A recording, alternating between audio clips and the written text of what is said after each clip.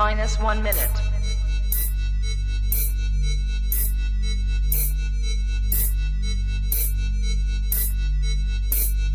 T minus 50 seconds.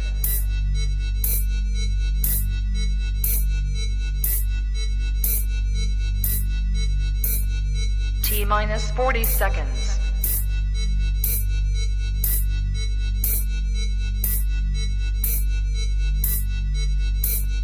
T minus 30 seconds.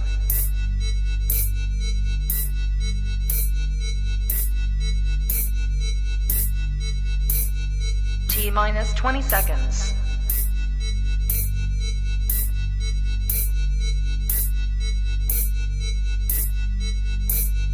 Ten, 9, 8, 7, 6, 5, 4, 3, 2, 1, 0.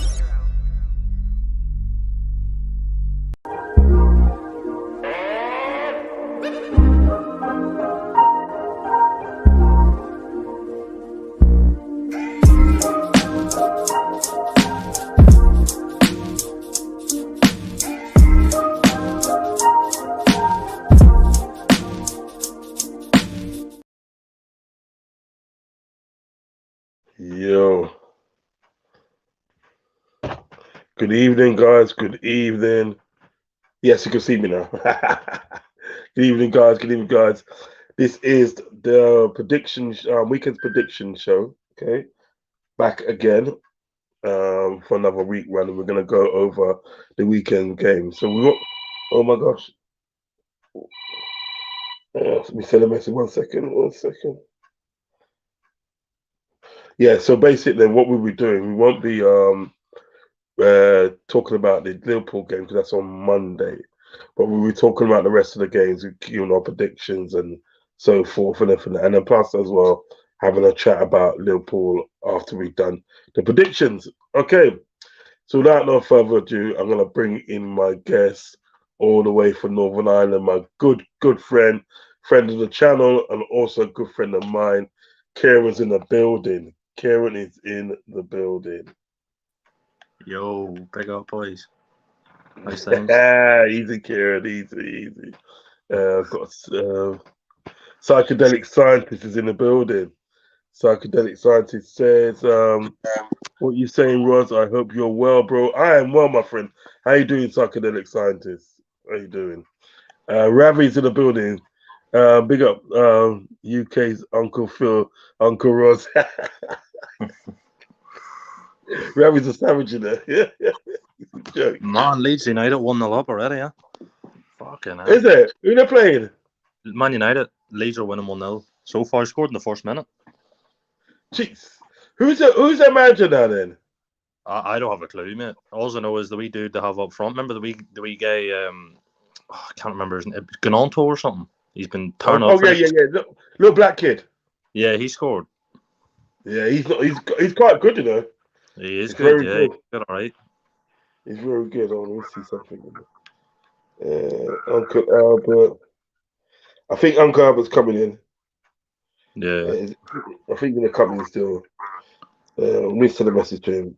The link is there when ready. Yeah, man. He's a little terror, that guy. I can't remember his name. He's a little terror.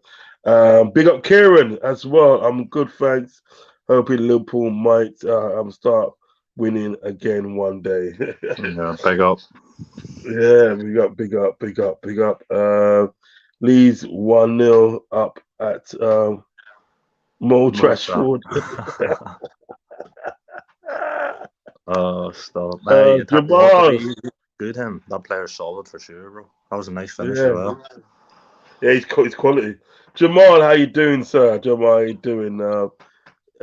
Jamal channel. I don't know if you're a new subscriber. Please let me know if you're a new subscriber. If you haven't hit that subscribe button, please do so ASAP. But let me know if you're a new subscriber, my friend. Big up to you, Jamal. Ravi says, Kieran, big up to big up Ravi. Big up Ravi every time. Cedric Lopez in the building.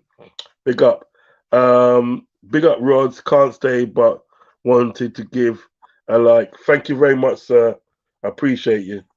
Kieran said big up Kieran as well. Big up, Cedric.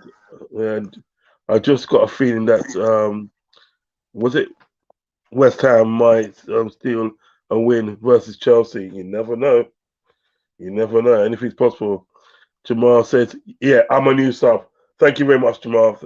Remember to hit the notification button and be notified when I go live, my friend. Thank you very much, sir.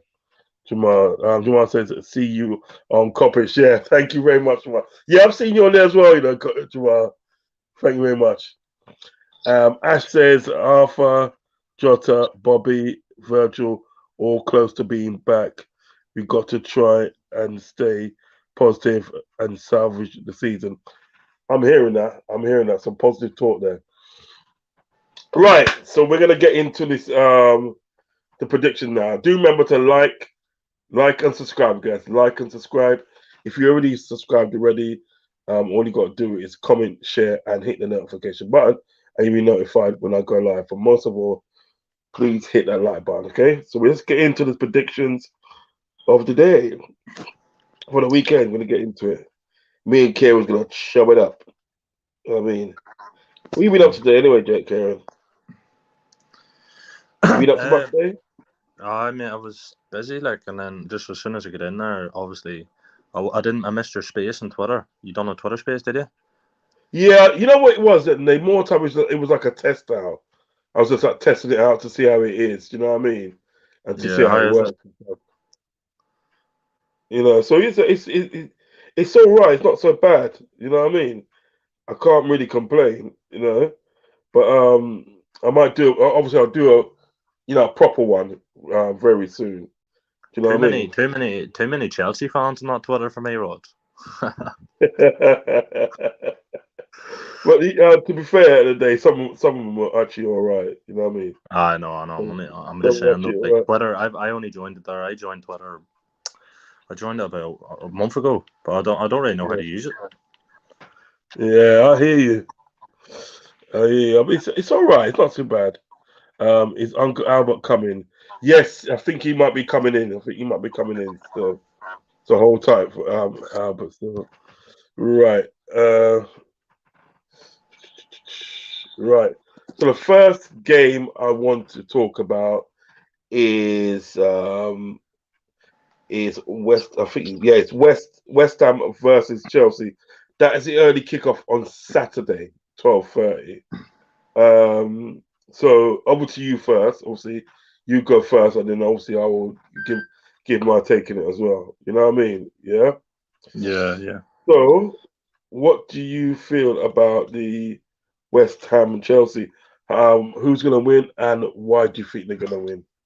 I want to say West Ham's going to win, but West Ham against the top six isn't too pretty. To be honest with you, anytime you want a favour from West Ham, they're not the team to rely on. That's for sure. I think it'll be a tight game though. I think West Ham's very physical, very very physical team, but I think Chelsea might. I think Chelsea have it just. I'm going to say 1-0, 1-0 Chelsea. Yeah.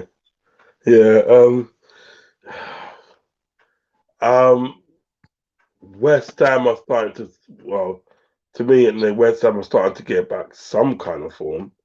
Do you know what I mean? Because I think they won their last game. You know what I mean?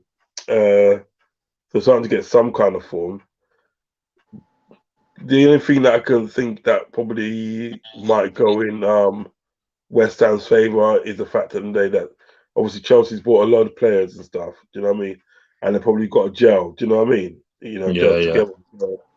Whereas West Ham's team and they've been together for quite a while. Do you know what I mean? So there's not much gelling to be done. That's the only thing sort of like that can probably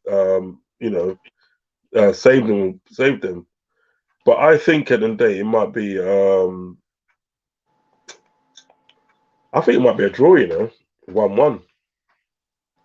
Yeah, I definitely see it being close for sure. I definitely see it being a close one. I don't think anybody's gonna hammer each other in that game. But no, I don't know, mate. I just think see the thing is with Chelsea, right? I know we're playing bad though, but Chelsea are like Chelsea are actually looking like they look like they're gonna do something. If you know what I mean, they don't look like they don't look like us, mate. We get battered every week. They actually try. Do you know what I mean?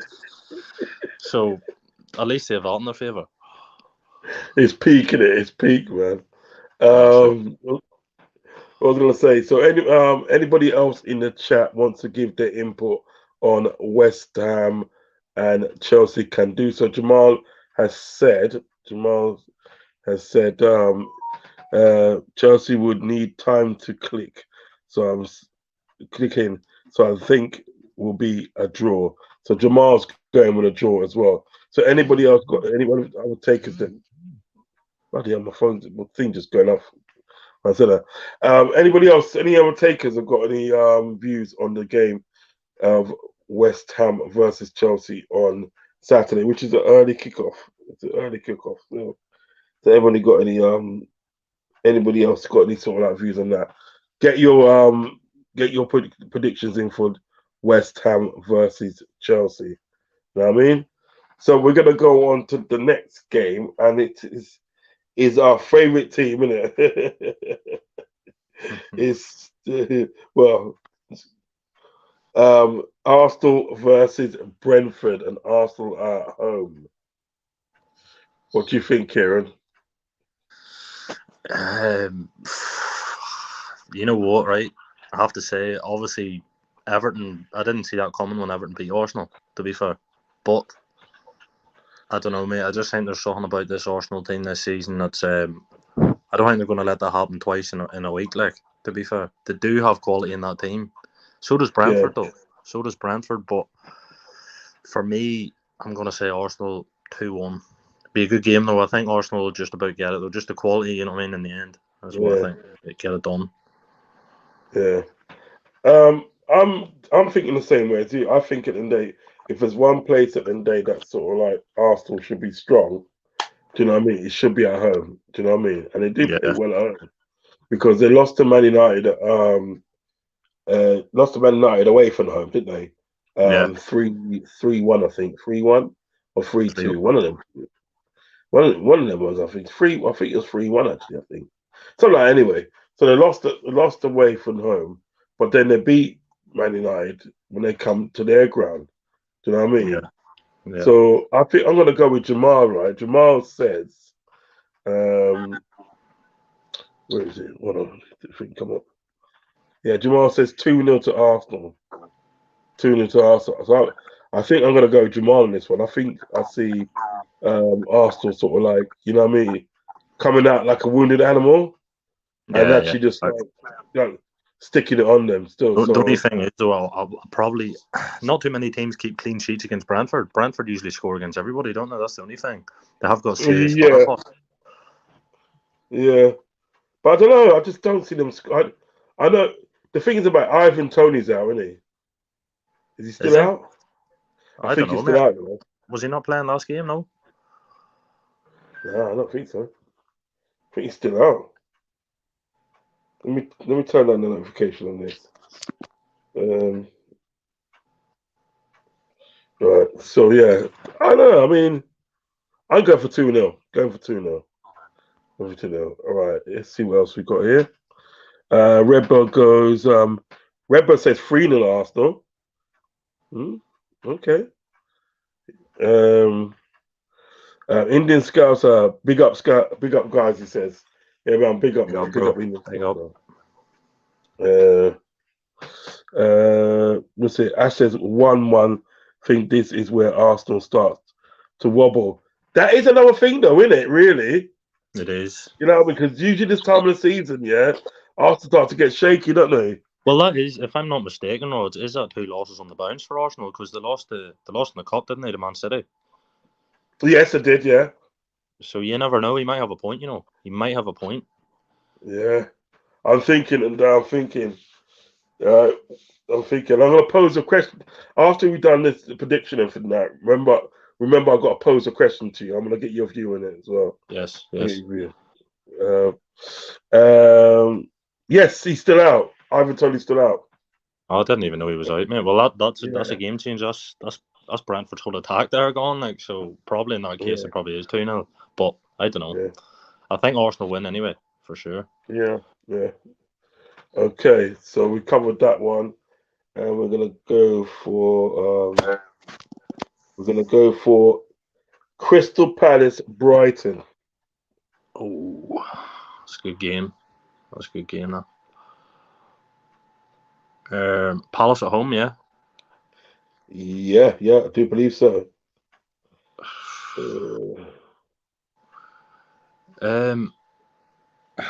I think Brighton heads that one. I do. I think Brighton. I think Brighton probably put a hammer on them. To be fair, I'm going to say 3-0 Brighton because Zaha's injured, isn't he? So they miss him a lot. Like, to be fair. Yeah. Even if Brighton sort of like our way, you're saying Brighton's gonna win, yeah? Yeah, I'm going to say Brighton win. I'm going to give it a 3-1. I think Palace might get a goal, but I don't see them doing too much without Zaha. Yeah, that's a hard one, isn't it? Let's see what Ashley's saying. Ashley's saying team are starting to low block Arsenal. Arsenal have gained people's respect. Yeah, they have. They have gained respect in a way still because they're battling. You know what I mean? And I got a free Arsenal mates as well, so it's all good. Brighton to cook. He's saying Brighton to cook up then Monday. Ash says 3-0 Brighton. Oh yeah. I don't think it'd be that much. I don't think Brighton Crystal Palace should be taken lightly. Do you know what I mean? Because they still got some good players like the Eze. Yeah, Alicia and that. Eze and a few other. Got other players that can cook still. The only thing is though, Rodz, they've got injuries to that back nine. I'm pretty sure. I think Anderson's out, and he's a big player for them. I think he's their captain or vice captain, something like that. So that's the only thing that sort of has it in my head that I don't see a win for them. That's what's putting me, and Zaha obviously. Like Zaha does a lot of work for that team, doesn't he? Zaha is Crystal Palace, like, isn't he? Yeah. You know what I mean? And then you look at what Brighton are doing. That Japanese kid, he scored last week again, didn't he? He's unbelievable. I don't know why we missed a beat with that one anyway. What's his name again? Matoma. Yeah, Matoma. Yeah, he's quality, man. Quality player. What about those two Japanese kids at freaking Celtic? They look alright as well, don't they? Yeah, they do. All right, mate. Yeah, they do. 2-1 Brian. 2-1 Brian. I think 2-1 Brian. I think Crystal Palace has still got some good players. Oh, well, that's the Newcastle fan, isn't it? Sorry? That's the Egyptian King, the Newcastle man there, isn't it? Oh, no, innit? He just left it, mate. He just left us in the burning ship, mate. He's gone, bro. We have to watch him sail off. He's fucked off. Is Ferguson still injured? That kid has potential. Ferguson plays for Ferguson played for Palace. Brighton. Brighton. Remember Fabinho clipped him. Oh yeah. He's not too bad, you know. Not too shabby, is he? Not too shabby. It's good. The future for Ireland's looking good, mate, because you have him up front and then you have the goalkeepers. You have Kelleher and you have Bazunu. So hopefully they put a good squad together. Yeah. I see 2-1. 2-1. I think Palace will lose. Palace will lose after that. But I don't think they'll make it easy for Brighton. I don't think they'll make it easy. No way to make it easy. You know what I mean? You know, so they did leave it late against Bournemouth last week as well, wasn't it? It was 1-0 in extra time, I think. Yeah, and left it late against Man United as well, didn't they? No, I mean Brighton. I mean they got the one last week in the last minute of the game. I think Matoma. Yes, Bournemouth. Yeah. But I would say, I have to say, 2-1. 2-1 to Brian. 2-1 to Brian. Okay. Ash says, yeah, Ferguson's out for being a tackle. He went right into the Shameless in the chat. He's talking about EK, he's talking about Tristan King. EK says, Redbird's saying on me again. Spying on me again, sorry. Spying on me again. Kieran, I had to get out of the ghetto, bro. Oh, man. It's like Titanic, bro. Do you know what I mean? When you have to sit at the end and watch everyone else get away in the boat, bro. We're just stuck here, man, in the cold water. Thanks for that. Kieran, what's your name on Twitter? I'll send you a video about young Irish players coming through. Yeah, yeah, mate. No, I appreciate that, bro. What is my name on Twitter, mate? I don't even know. I'll check now. 2 seconds, mate. Yeah. He's just gonna check. Jamal said, "You frozen, Uncle." Nah, I should be still here, man. I ain't seen something frozen come up. I should be nice. Let me see what's going on with this thing on YouTube, Toronto. Threw it in the chat there, mate. I just threw it in the chat, Ash. That's my Twitter handle. Oh, we can put it up. Let me just check. Man said I frozen on thing, you know. Put it up. Let me just check. Oh, it should be all right. No, it'll be all right there. All right. EK says, you wouldn't accept my space life my spare life jacket. He said he threw a spare life jacket to you, man. Yeah, man. I think you missed the throw, bro. We're stuck. This is Kieran's Twitter handle. Yes, man. Big up. And Ash puts his thumbs up. Yeah. Right. Yeah. So what we down to? What we down to? Let's get in there. Oh. All right. So Fulham, Nottingham Forest. What are you saying, bro? That's a very good game, you know. Nottingham Forest, I think, since the turn of the year, are one of the best teams in the Premier League since the January. Who is Fulham at home? Yeah, Craven Cottage. Yes. Okay.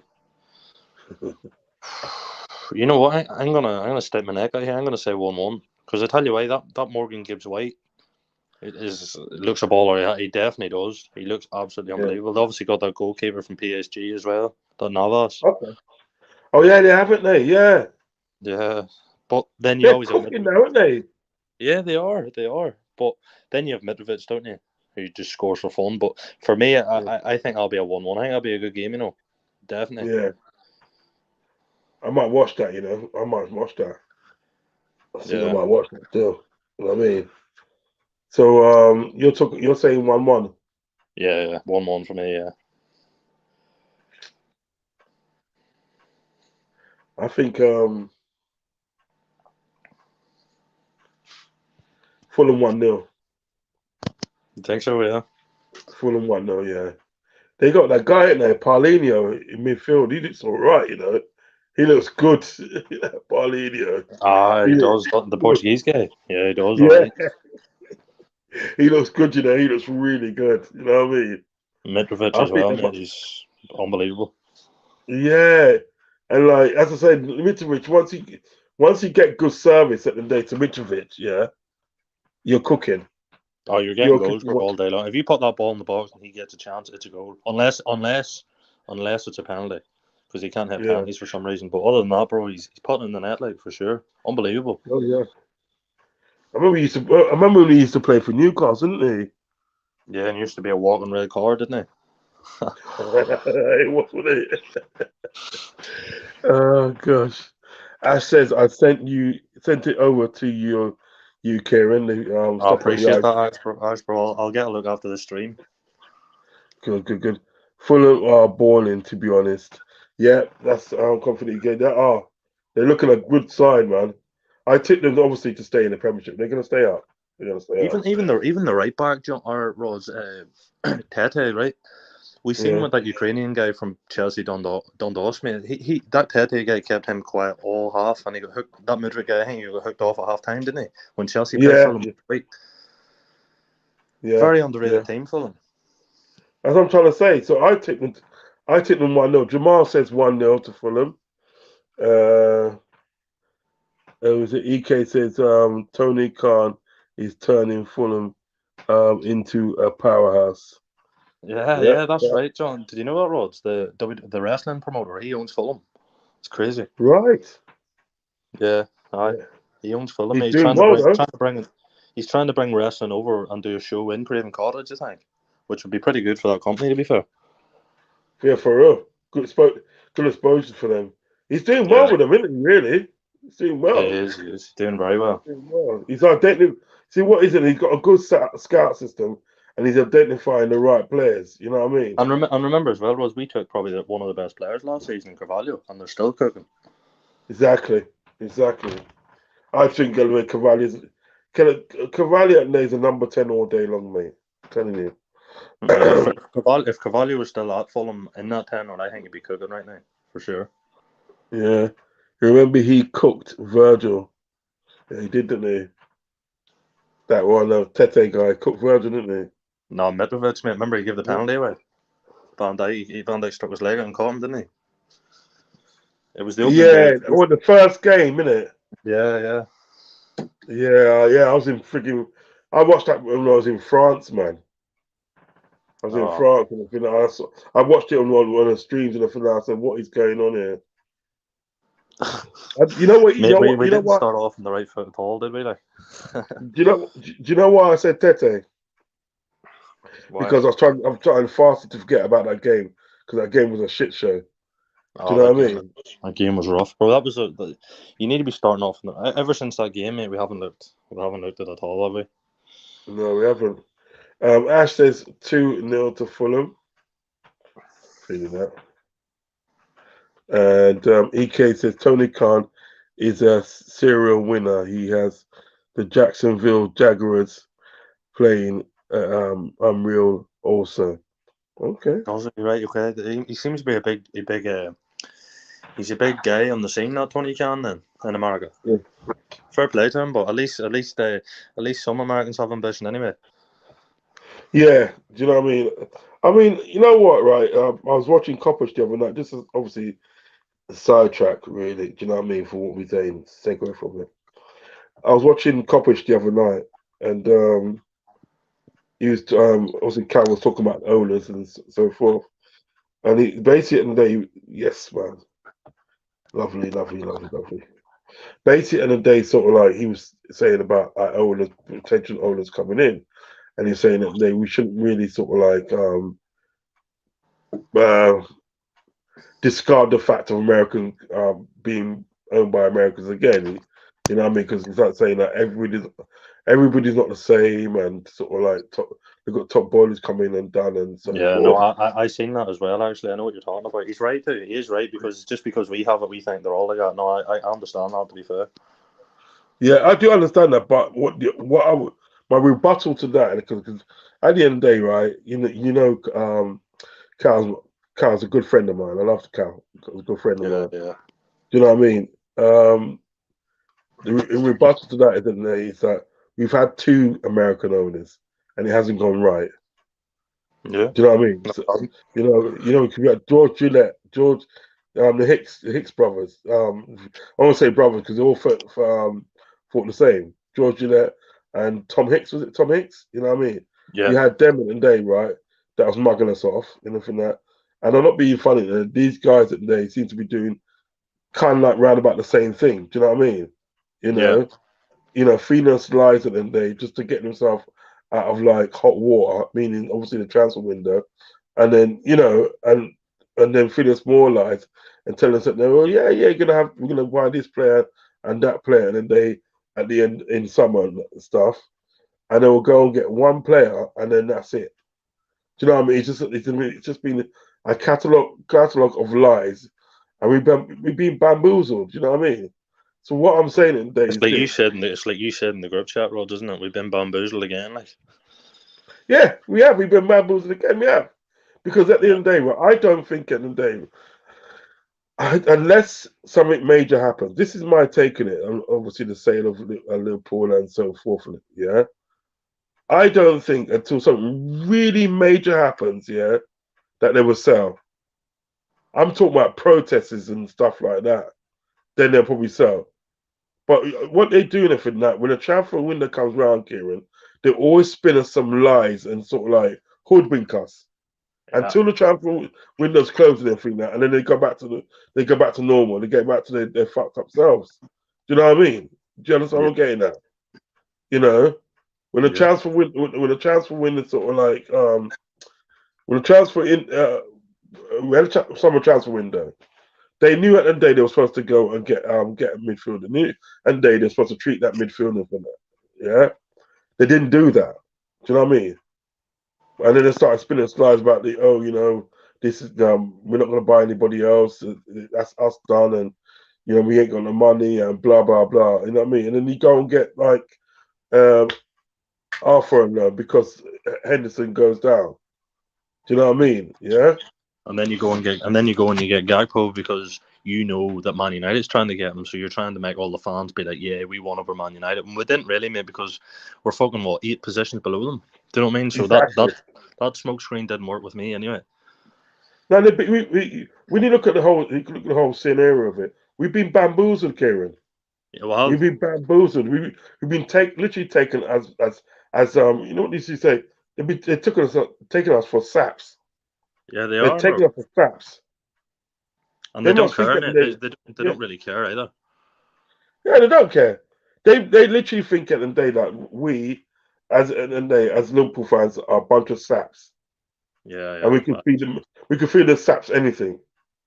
And I'm fed up with it. I don't hear nothing else about for them. You know what I mean? That's why I would like. That's why, ideally, at the end of the day, if we do get new owners and everything like that, right? I don't want to do American. Let's try something else. We tried the Americans twice, and it hasn't worked out. Do you know what I mean? Let's try something else now. Something from another country. Do you know what I mean? You understand? Yeah, man. I Like don't you have want that. to I do it on don't your care. Because you know something. The thing you see, Todd Burley. Yeah. Let me tell you something about Todd Burley. The only reason that day, right, he's spending all that money, yeah. Because remember, at the day, he's backed by a Saudi consortium, Yeah. That's where he's getting his cash from the Saudi consortium. Clear Lake or something like that, isn't it? Yep. As a Yeah. Saudi consortium, there, yeah.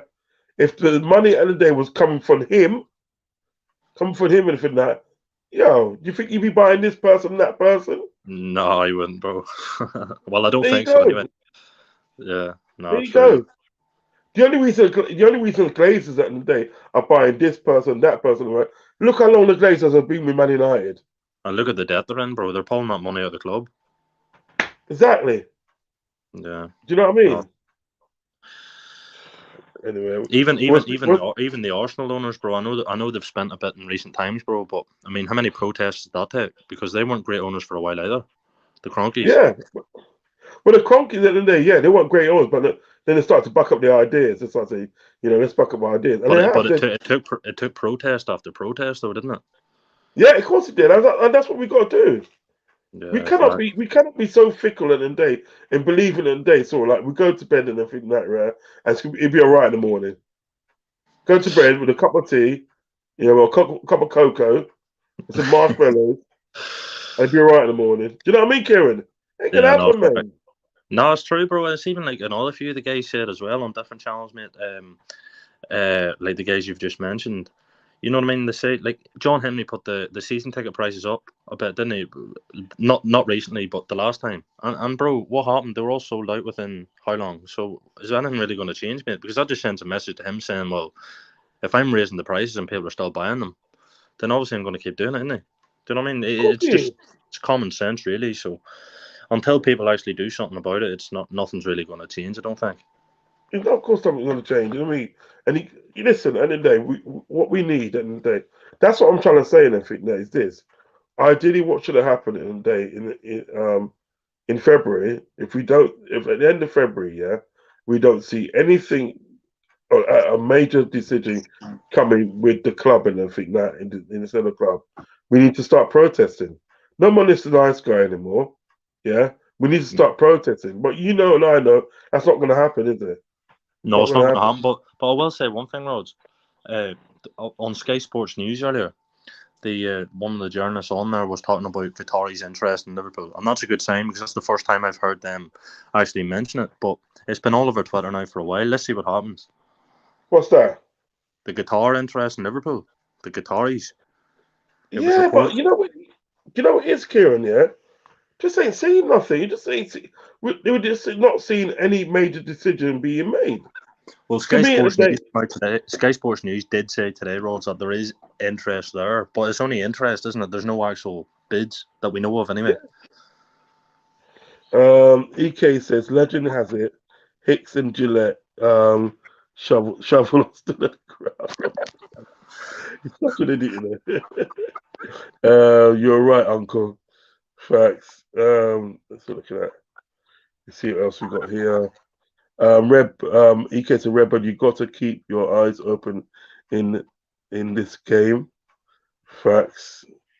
As says, Grizz seems to think there's special guests for Merseyside Derby on Monday.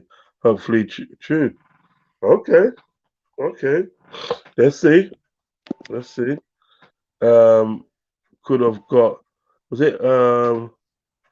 Was that on a guy? Can you pronounce that? I can't pronounce it, you know. I can't pronounce, but I know who he's talking about. He's a midfielder from Morocco, isn't he? If I'm not mistaken. He had a good World Cup. 9 million, you know, fucking hell. Shit, man. Yeah. Chelsea consortium is a madness. It's like Saudi, Chinese, and American. You see that? You see that now? Yeah. Man United protests and Liverpool a huge hashtag, you know. Well, that is true though, Rodz, because you remember a couple of years ago the Liverpool Man United game actually got postponed because of the fans. The fans took to the pitch, didn't they? And their message was spread loud and clear. To be fair, whether it's right, whether you agree with it or not, though, the message was spread, and that's the objective. Yeah. EK says, was it QIA are interested in the minority stake. I want the whole cup taken over, man. Hashtag FC boys. I bet the Yanks are shaking in their boots. Exactly. Big up. That's KLFC. Right. So what's our next game now? That's our next game. Check out next. Oh, come on.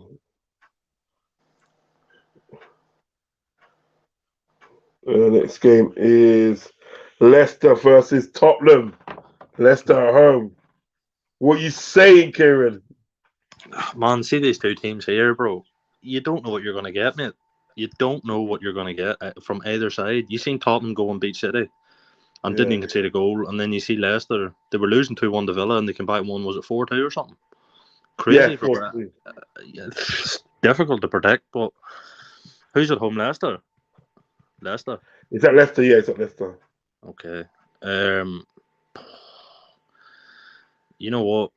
Brendan Rodgers is showing his Liverpool side, isn't he? Because he'll lose one game and then the next game he'll be amazing, and then the game after that he'll be crap again. So you don't know what you're getting. But I think Tottenham. I'm going to say Tottenham 1-0. I think it'll be a tough game, but that clinicalness up front, I think, will be the difference.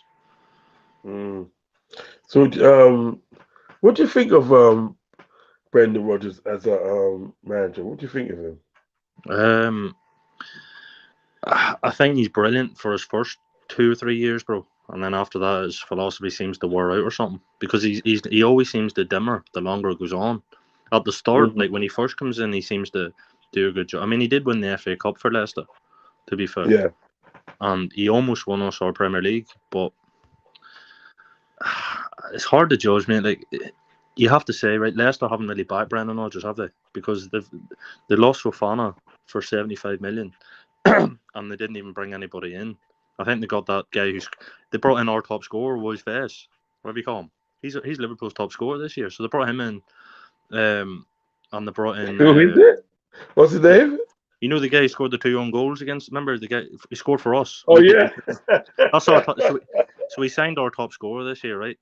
Who else did he sign? He signed they lost Fofana, they lost all these guys. Vardy's obviously, what age is Vardy now? Have they really replaced him? The goalkeeper Schmeichel, he has to use his reserve keeper. Yeah. Ward, yes. Yeah. I just don't know, man. I don't think he's been really back, to be fair, but I think he's okay. I don't think he's world class, but I think he's a good manager. I definitely do. I think he's one of the better ones in the league, I would say. Yeah. What do you think? When I look at Brendan Rodgers as a manager, even when he was at Liverpool, you just never knew what you got with him. Exactly, just like what you're saying is true. You never knew what you got with him. You can either get a really good game or you can get a really shit game. Do you know what I mean? It's just no in between. There's just no in between. It's either it was really good or really shit. Yeah. You know what I mean? That's what it was. That's what it was with sort of like Brendan Rodgers. So to me, in the day, it's a bit of a phenomenon, really, because that season at where he didn't won us the title with it, it was a mad season because at the we kept on conceding goals, and one of these commentators said at the day, he's like, "What are they gonna do the day it comes that the day comes and they cannot outscore the opponent, next opponent? Do you know what I mean? What's gonna happen?" And basically, what he's trying to say is, Brendan Rodgers needs to tighten up at the back. He needs to tighten up back because there become a day like where you cannot outscore, you know what I mean, the opponent, and you lose the game. Do you understand what I'm saying?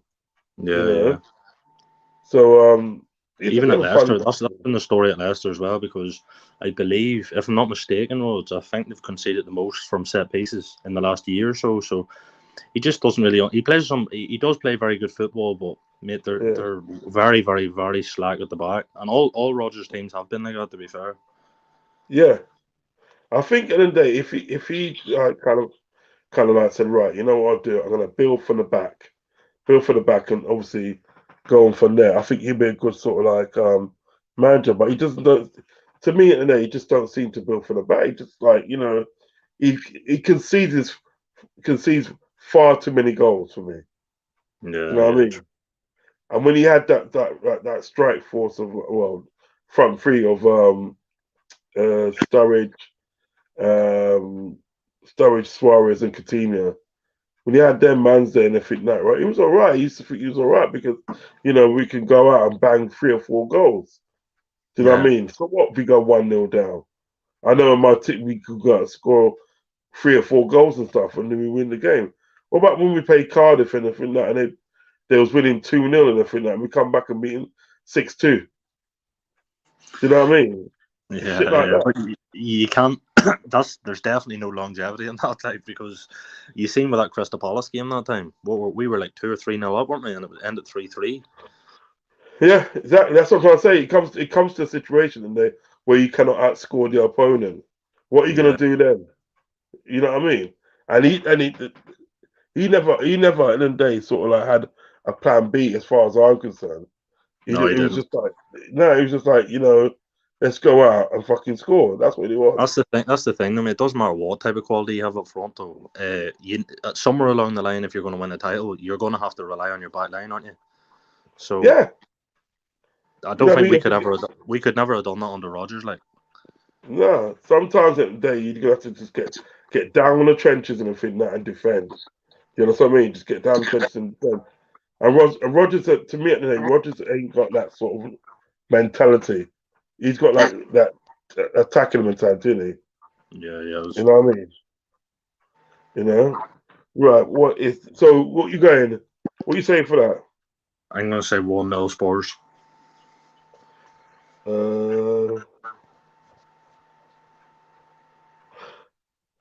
As much as like obviously Rodgers at the day, we know how Rodgers is and with Leicester and stuff, right?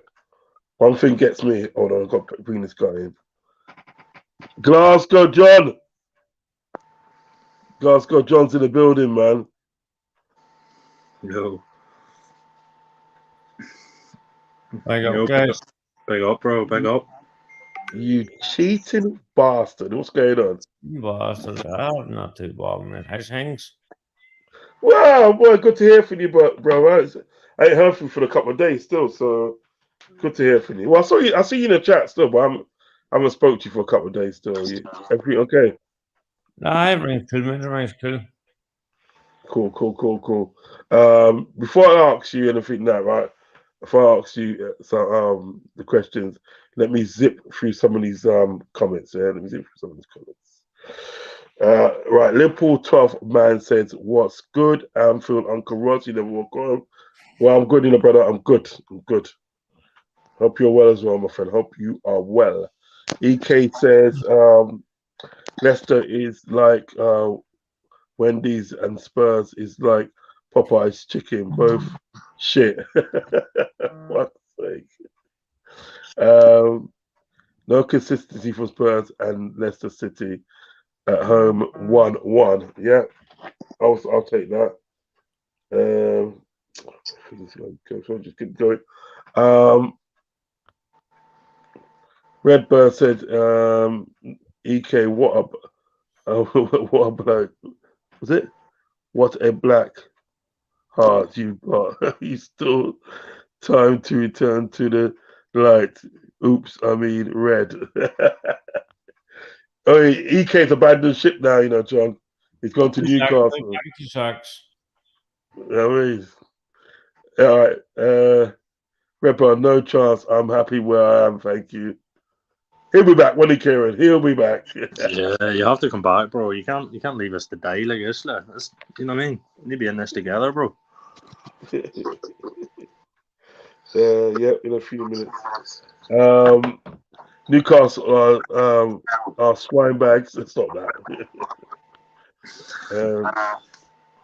You can never rely on Cardi G. Big up, John. That's what psychedelic sign. You know what I mean?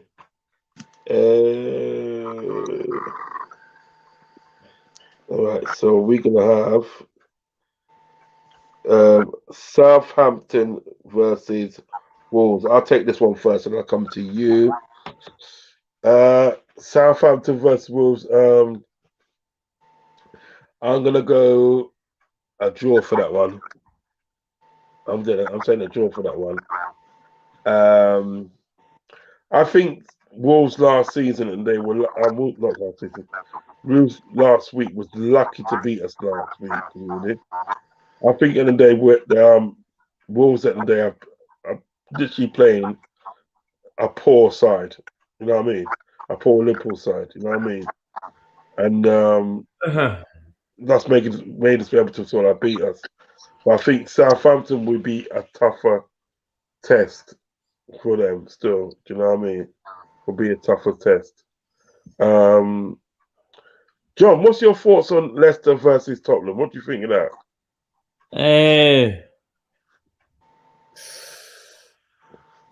Tottenham's very inconsistent. Yeah. They are, but then so again, so's Leicester, mate. But I've actually ages towards Leicester. You go for Leicester? I'm gonna go Leicester 1-1. I'm feeling that. What about West Ham versus Chelsea? Fuck. I'll say what I want to happen. I'm on West Ham to win 2-0. Yeah. But no, in all seriousness, West Ham are home, aren't they? Yeah. Yes.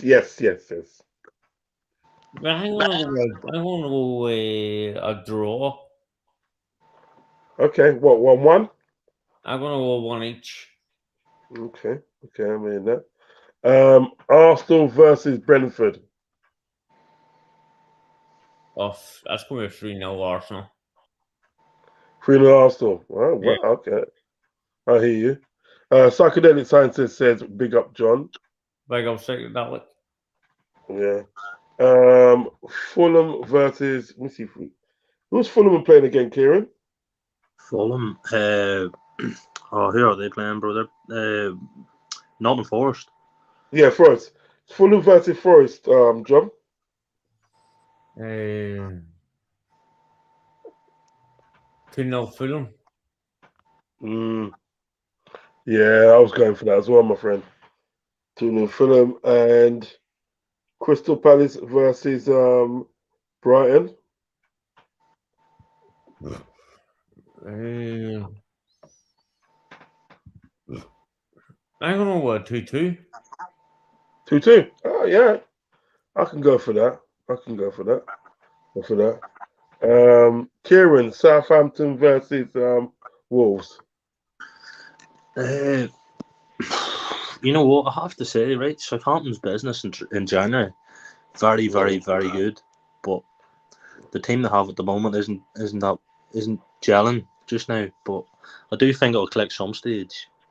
Obviously, your boy Prowse in there, and that. Do you know what I mean? You can make stuff and happen out of nothing. But Yeah. Wolves are a good side as well. I'm going to say 1 each for that one. I think that'll be a good game too. You know. Yeah, I think it'll be a good game. I've got that down for 1 each as well. What about you, John? Southampton versus Wolves.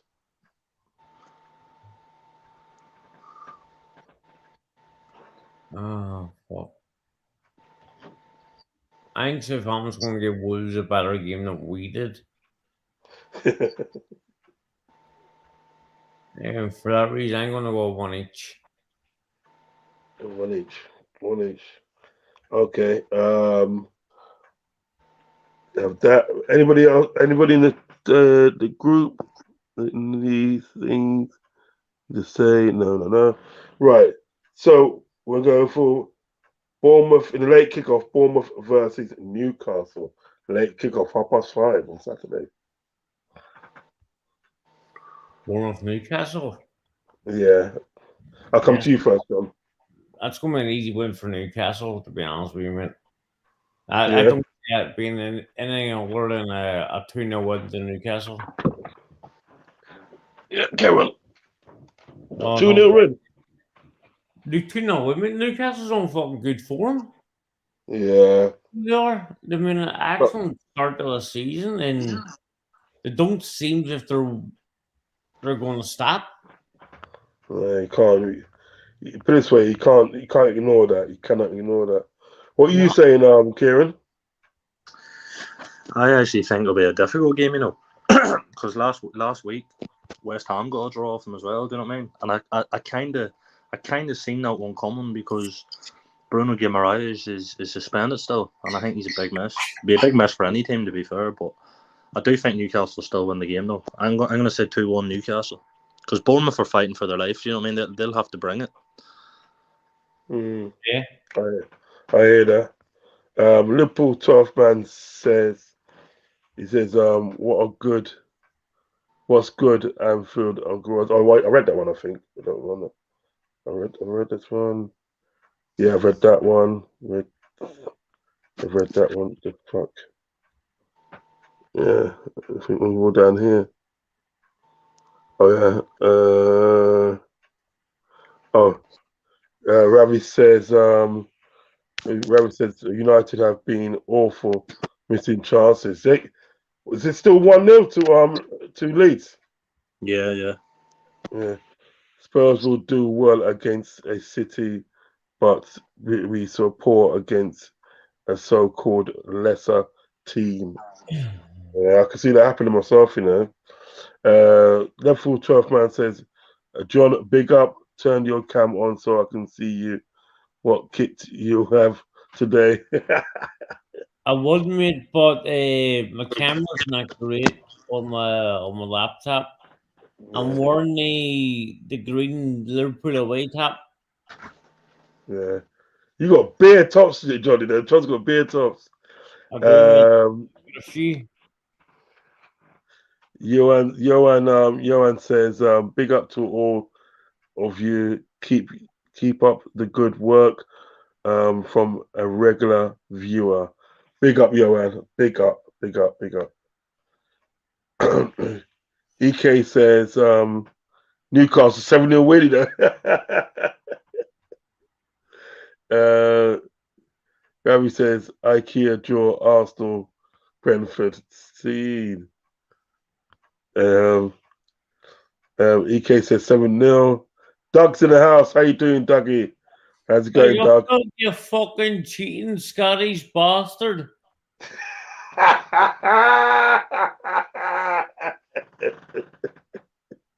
Do you remember? John, you're savage, you know. You're savage. Do you remember to go over to the Dugout Football channel and hit a like and subscribe, please? Hit a like and subscribe. He's a good friend of mine and also a good friend of the channel. Okay, the Dugout Football channel. Go and hit a like and subscribe to that channel. He does some good stuff over there, so go and check it out. Something. Bro. So what's it got? Another comment. Yeah. Redbird says, how many tops do you got, John? To be honest, Redbird, I've got that many. I've actually lost count. To be honest with you. Dugout Football channel says, big up, John. You fucking cheating Northern Irish bastard. You lot are brutal, you know. Oh fuck! I love it. I mean, I love the banter. Nah, he's cool. He's so cool. I think at the end of the day, right? I think we got a special guest. We got the Comanche in the house. You know what I mean? The rule of Ga. You know what I mean? Uncle Albert. What up, people? Did you hear the entrance that you got? The intro you got? Hi, everybody. I said the Comanche's in the house. The rule of Ga. Yeah, man. Yes.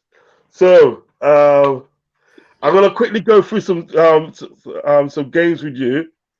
Yeah, and you can give me your predictions. We do this quick and fast, okay? Yeah. Right. West Ham, Chelsea. What's your score? Oh, I think West Ham will. Chelsea will win. What, 2-0? Where are they playing?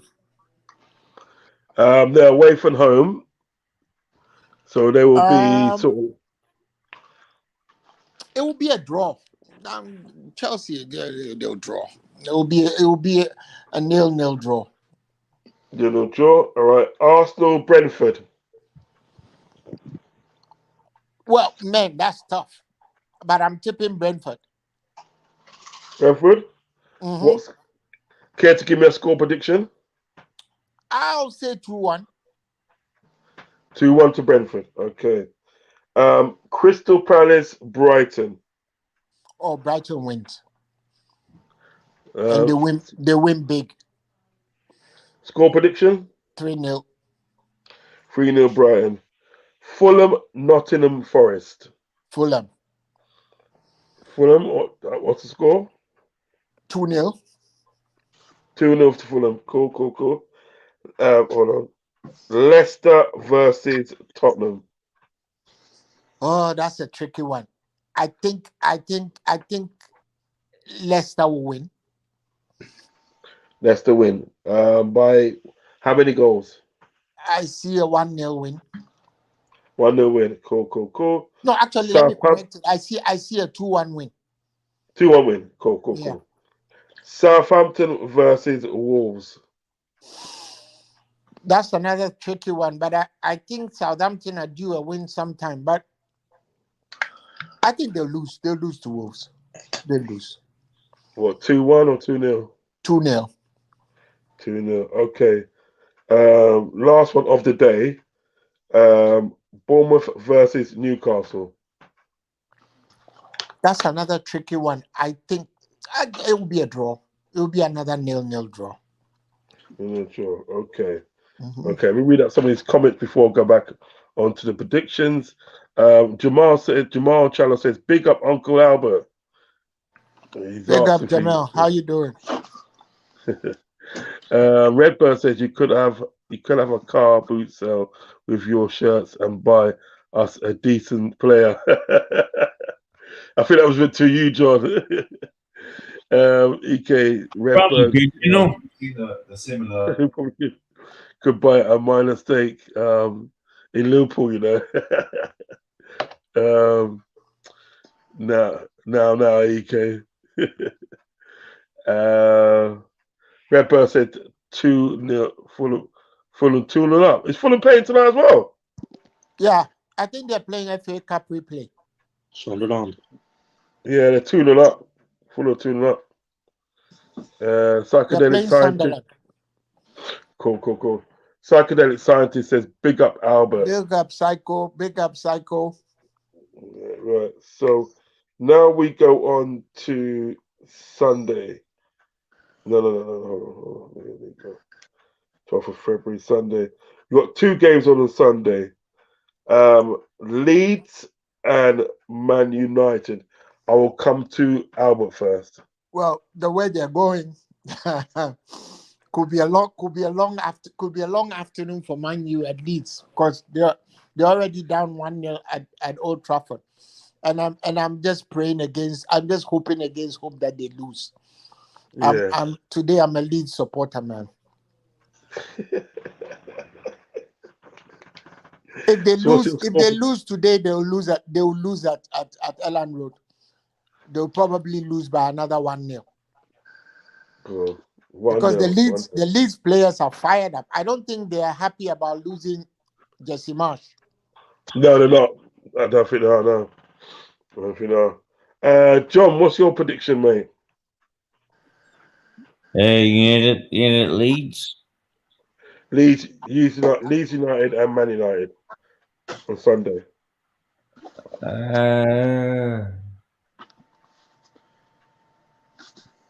I think Albert's right with in terms of the manager. I don't think they're too happy with losing Marsh. But I think they're going to want to go out there and prove a point to the league. Yeah. I'm gonna go 2-1 to Leeds. 2-1 to Leeds. Cool. Kieran? 1-1, I think. I was looking at the fixtures the other. I was looking at the fixtures the other day, and I was thinking, see, when United go to Elland Road, that's when things are going to change for Man United, because they have 2 Barcelona legs to go, right, which is going to be a tough game the way Barca is playing at the moment. They have all these tough, and then they have the cup final with Newcastle. So you know what Leeds are like, mate. They're going to have to run around, aren't they? So for me, I think Man United's season might change from this Sunday, bro. I think a draw. I think Leeds 1-1. Cool. I would say 1-0 to Leeds. I think 1-0 to Leeds. I think this is the time of the season where these bottom teams at the day start scrapping to stay in the Premiership. Do you know what I mean? So they don't care who you are, what players you got, they're gonna scrap for it. So I'm saying 1-0. 1-0 to Leeds. Do you know what I mean? Next game is Man City, Aston Villa. Kieran, you're up. 3-0 City. I think I don't think they'll lie down for long, mate. They don't usually lose 2 in a row, and Haaland doesn't seem to like games that he doesn't score in, mate. So I'm gonna say he gets at least 2 as well. But yeah, I think 3-0 City. John? I totally agree with Kieran. I'm going to go 3-0 all City. Yeah. 3-0. Cool. Uncle Albert? Yo. Man City versus Aston Villa. What's your prediction? Well, Aston Villa already beat Man City, didn't they? I think so.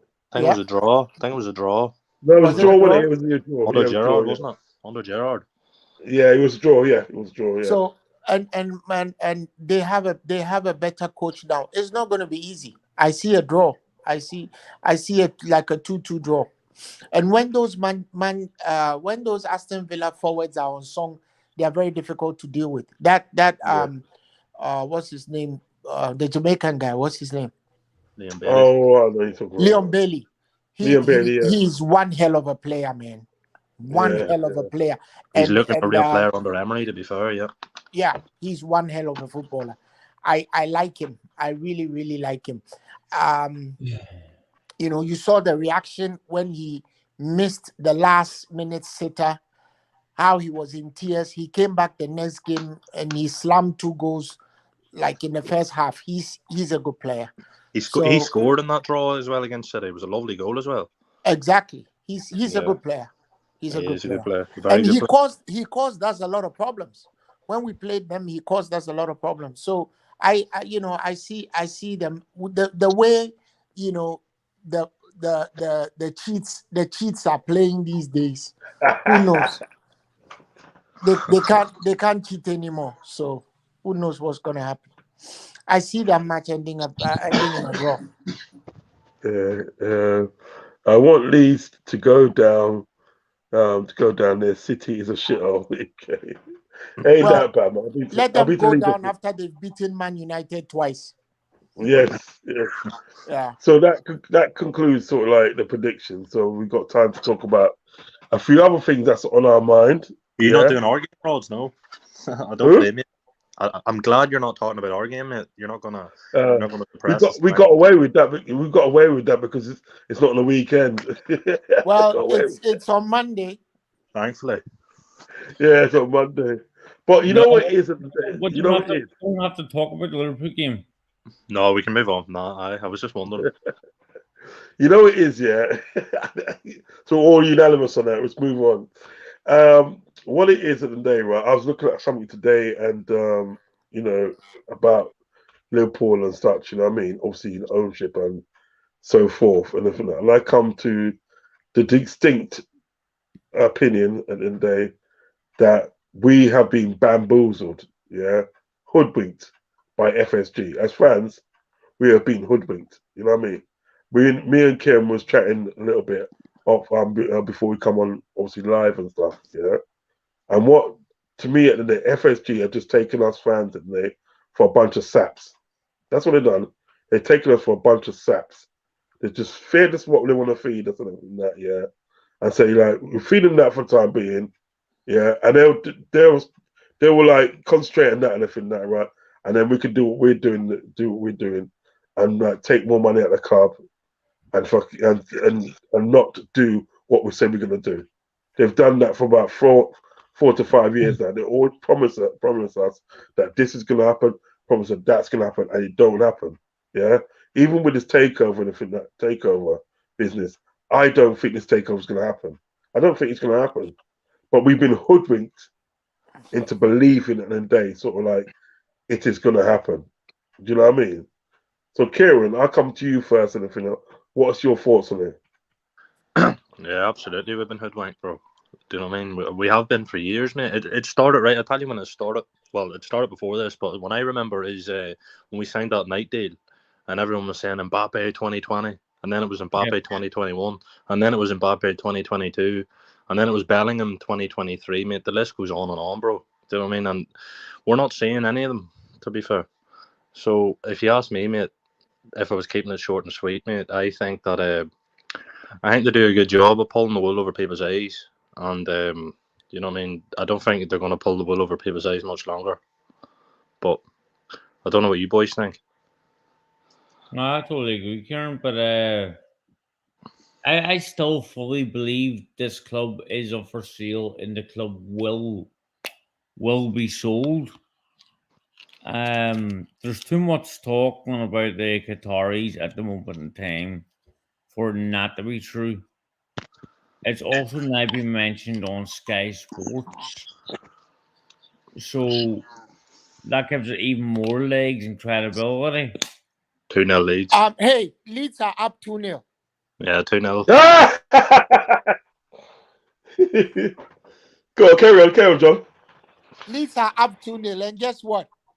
Varane did a match. Yeah, he did, didn't he? De Gea spilled it in the net as well. Look. Yep, Varane did a magic, man. Oh man, what's Yeah. going Who on? scored? Who scored? It was an own goal by De Gea. John, what were you saying now? Yeah, I just John. believe that, I believe the seal of the club will go ahead. People need to bear in mind we're talking about a 4 billion to 4.5 billion pound takeover. Stuff like that doesn't happen overnight. No, it doesn't. That's going to take time and quite a lot of time to get it over the line. To be honest with you, there's a lot of paperwork that needs to go through the system before they get the okay. And they mentioned it today as well, John. They mentioned it on Sky Sports News today as well. Also, yeah. Plus, Didn't they say it was like it was just interest? Yeah, they did, but at least that's the first time I've actually heard them say it though on sports, on Sky Sports. So I wonder, is that actually a bit of, you know what they say? There's never no smoke without fire. But I don't know, man. I don't know personally. Like, it's all up in the air for me. But the thing is, the thing is about with me. I'll bring you in just now, Uncle Albert. You know, the thing is with me, and the thing that is, it's like it's too much talk. I want action. Do you know what I mean? I want action. I don't want to hear like interest. Because anybody can have interest. I can have interest. Doesn't mean I'm able to buy Liverpool. I could be interested in buying Liverpool. We all could be interested in buying Liverpool. It doesn't mean that today we got the finance to buy Liverpool. It does. You know what I mean? You know. So what I want to hear now at the end of the day, it's like I want to literally hear sort of like, right, there's an offer. There's an offer coming in for Liverpool, and it's going to be like, 3.5 billion or something like that. Do you know what I mean? Because what it is at the day, right? We're Man United. Yeah? The way it's going with Man United, they're expecting an offer this week. They're expecting an offer for their club this week. You know what I mean? How can sort of like Man United and they be bought out before us? Do you know what I mean? But at the same time, and I agree, Rog. But to John's point, right? We do keep a lot of our stuff quiet. Man United keep a lot of their stuff public, so that might have something to do with it. Listen, Uncle Rodz, remember I told you long ago that they were not interested in selling the club. They are not interested in selling the club. What they want is they want somebody's money to buy players. They knew we were putting a lot of pressure on them. And when I say we, I mean the supporters were putting a lot of pressure on them to buy players. So what they wanted, the so-called minority interest is somebody comes to buy more shares in their group and they give us some of the money to buy the players that we're looking for. And that's what it was. My thoughts on it have been the same. If you remember, earlier during the time zone we first met, I told you that they didn't plan to sell it. Let me tell you one of the reasons why I don't think they want to sell it. They are still finishing the Anfield Road stand. Don't you think they want to revel in having finished it and inaugurating it? Why would they want to sell the team now? They don't want to sell it. The only thing they want is somebody else's money, and they're not going to get it.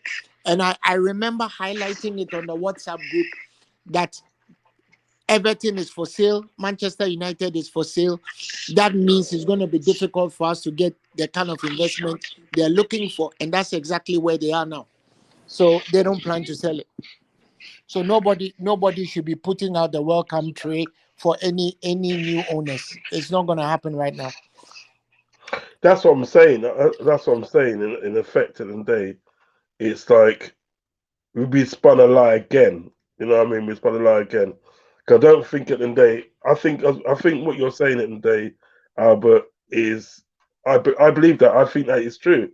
I think if there's any kind of sale that's going to happen, yeah, it's going to be a situation in the day where it's going to be sort of like somebody coming and buying some shares and stuff. So when they have to purchase this and when they have to purchase that, they're not using their own money, using other people's money.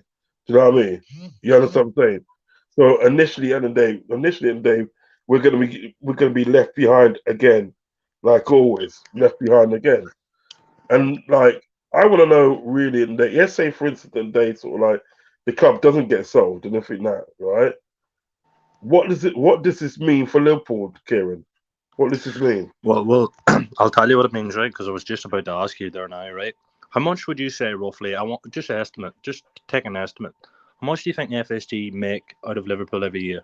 Would you say roughly, if you had to guess, like? Okay.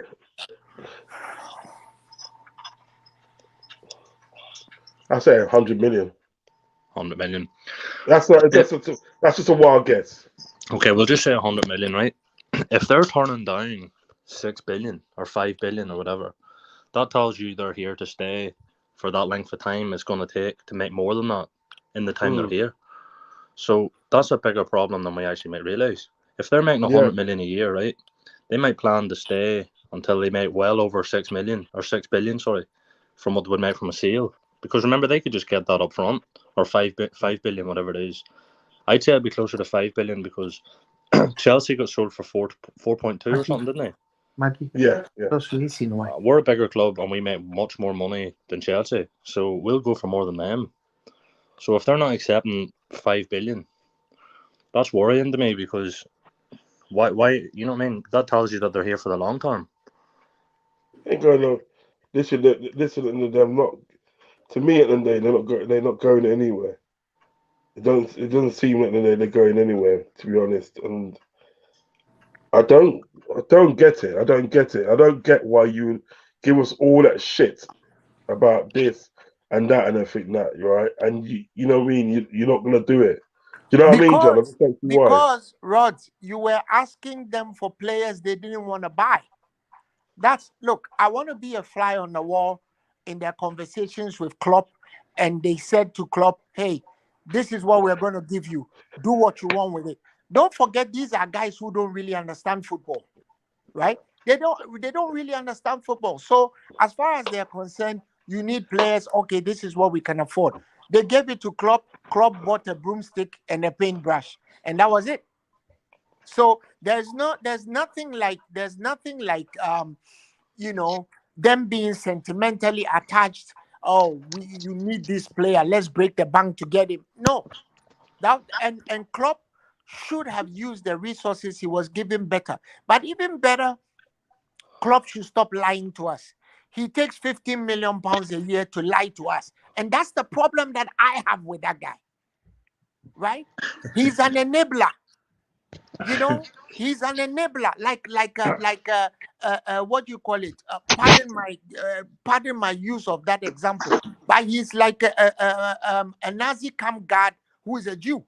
That's what he is. He's an enabler. He knows what the truth is, but he is not prepared to be truthful with the supporters.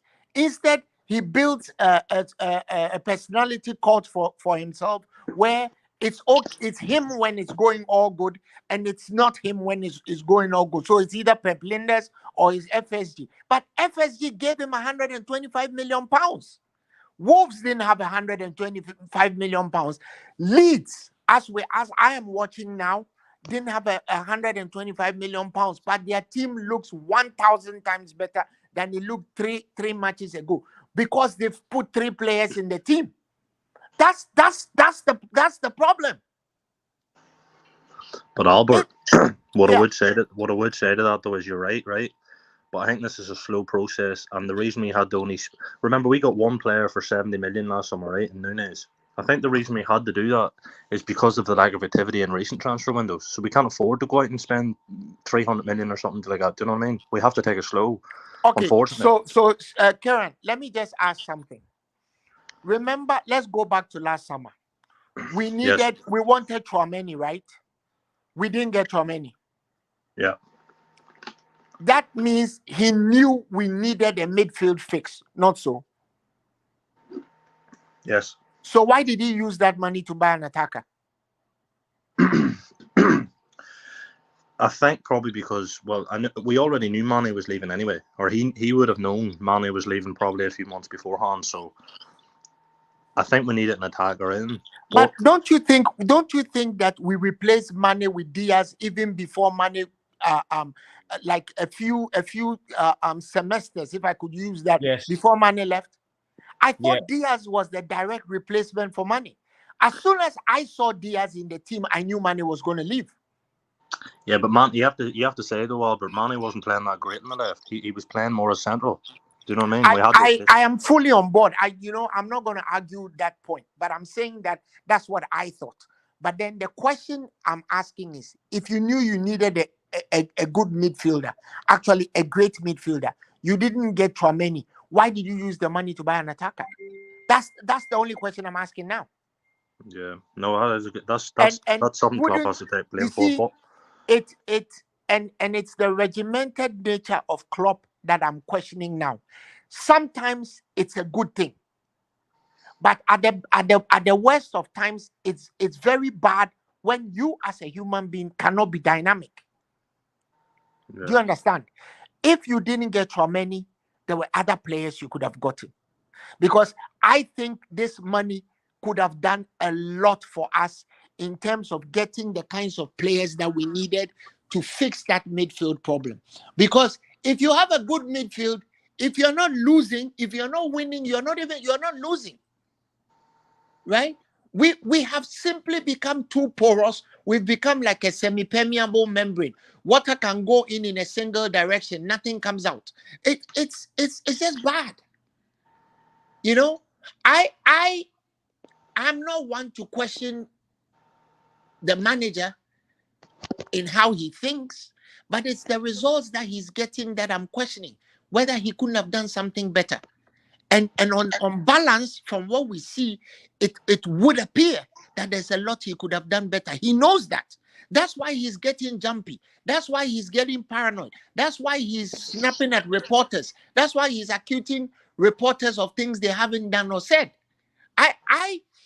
I think he knows deep down that instead of buying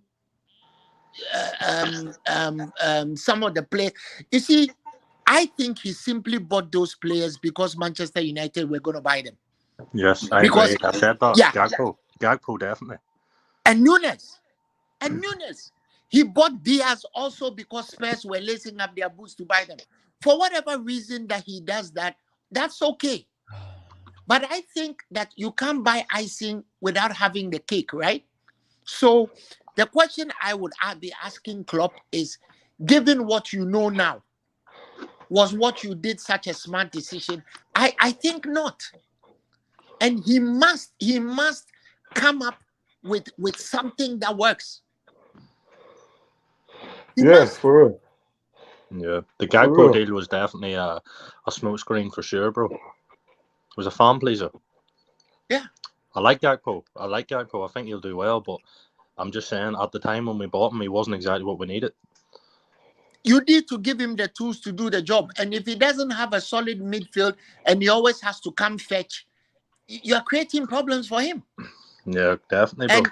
And then it hits his confidence. And when it hits his confidence, we have problems. Yes. If Gakpo had walked into the 1920 Liverpool, he probably would be kicking off right now. Yeah. But we don't have that engine in the midfield to keep the team going, do we? Exactly. And this midfield conundrum has been going on for 4.5 years. I'm not buying any of the excuses, because for me, as I've always lived my life, the proof is in the results. If you're not getting the results, you're doing something wrong. Yeah. Manchester United have just pulled one back. You know, the thing is about the thing now, it's just like, you know, you got the Gakpo deal, you know what I mean, and even got the Nunes deal in the thing now. I think at the end of the day, sort of like that was a crowd please as well. The Nunes deal. Don't get me wrong, he's good, but it's just a fact at the end of the day that us as fans at the end of the day getting hoodwinked again. Do you know what I mean? Again, it's repeatedly repeats. History repeats itself. Getting hoodwinked. And I think really and truly at the end of the day, right, my thing would be at the end of the day is this. If by the end of the month, this way for instance, because it could still change. If by the end of the month, right, we don't see anything, yeah, we don't see no sort of like changes, nobody's coming to buy the club, whatever. I think at the day that's when the protest should be starting. You know what I mean? Because the thing is about the thing that they're not going to listen, yeah, until they get protests. If we just like just go along and just take it, you know what I mean? Who of us content creators will moan about it, this and that, right? They don't mind that. They don't mind it because there's no pressure, and they being put in the club by content creators moaning, and you know what I mean, and people go along.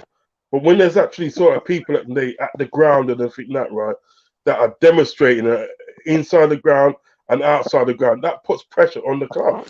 And what are FSG and the Glazers and these guys best at, bro? PR spins, right? See, every time the pressure gets a bit much, they'll just throw a wee headline out there. Jude Bellingham. Oh, everyone will get excited because Jude Bellingham's coming in the summer. Do you know what I mean? It's not. It can't wash no more, bro. It cannot wash because this whole Bellingham news, mate, is all PR spin. I have no doubt about it, bro. And and to be honest, at this stage, I don't think we're going to get him anyway. I don't think we're going to get. I think at the day he probably end up going to Real Madrid, and worst case scenario, and then he go to Man City, and then what Liverpool will come out and say it, and then we tried to get him in that, but his heart was somewhere else, and we want players at the day that want to play for our club, and for that they're going to throw us that they're going to literally at the day throw us that like PR message, you know what I mean? Something at the day to cover their backs. And then a week later, and then a week later, they'll probably put out a story that Mbappe wants to join next year or something. Do you know what I mean? Yeah, exactly. Do you know what I mean? And then we're gonna have like 300 or 400 million to spend in the transfers. But you know what, Rod? I don't even blame FSG for it. I blame the idiots that believe that, because that's the reason they're still here. Because idiots fall for that PR, bro, and that's the reason why because they get away with it. Because there's a large amount of the fan base will sit there and believe what they're saying. So therefore, when fans look at that, they're like, yeah, well, it's okay because, you know, we'll ride out this season, we'll get Mbappe next year. Bro, we'll never get Mbappe. Not under these guys, no chance. No, but how are we gonna pay Mbappe? How are we gonna pay him? No, we're not getting him, bro. We're not. I'm just saying it's a PR spin, though, isn't it? The owners like to throw at us now and again. And I'll be the first person to jump out of my skin if we even tried buying him. If you pay him £1 million, the £1 million a year that he's earning, or is it €1 million, whatever, 1 million leaves, 1 million pebbles, whatever it is he's earning. If you're going to pay him that amount of money, what do you pay the guys at the back? And don't you think they'll start letting in goals simply because you're paying somebody £1 million up front? Yeah. You know, sometimes football is there are things we think don't happen, but they happen. Ever since Steven Gerrard left Aston Villa, how many own goals has Tyrone Mings scored? 0. So if I told you that he was intentionally doing that to get the manager out, will you believe me? Who took his captaincy away from him? Gerrard. Okay. Yeah.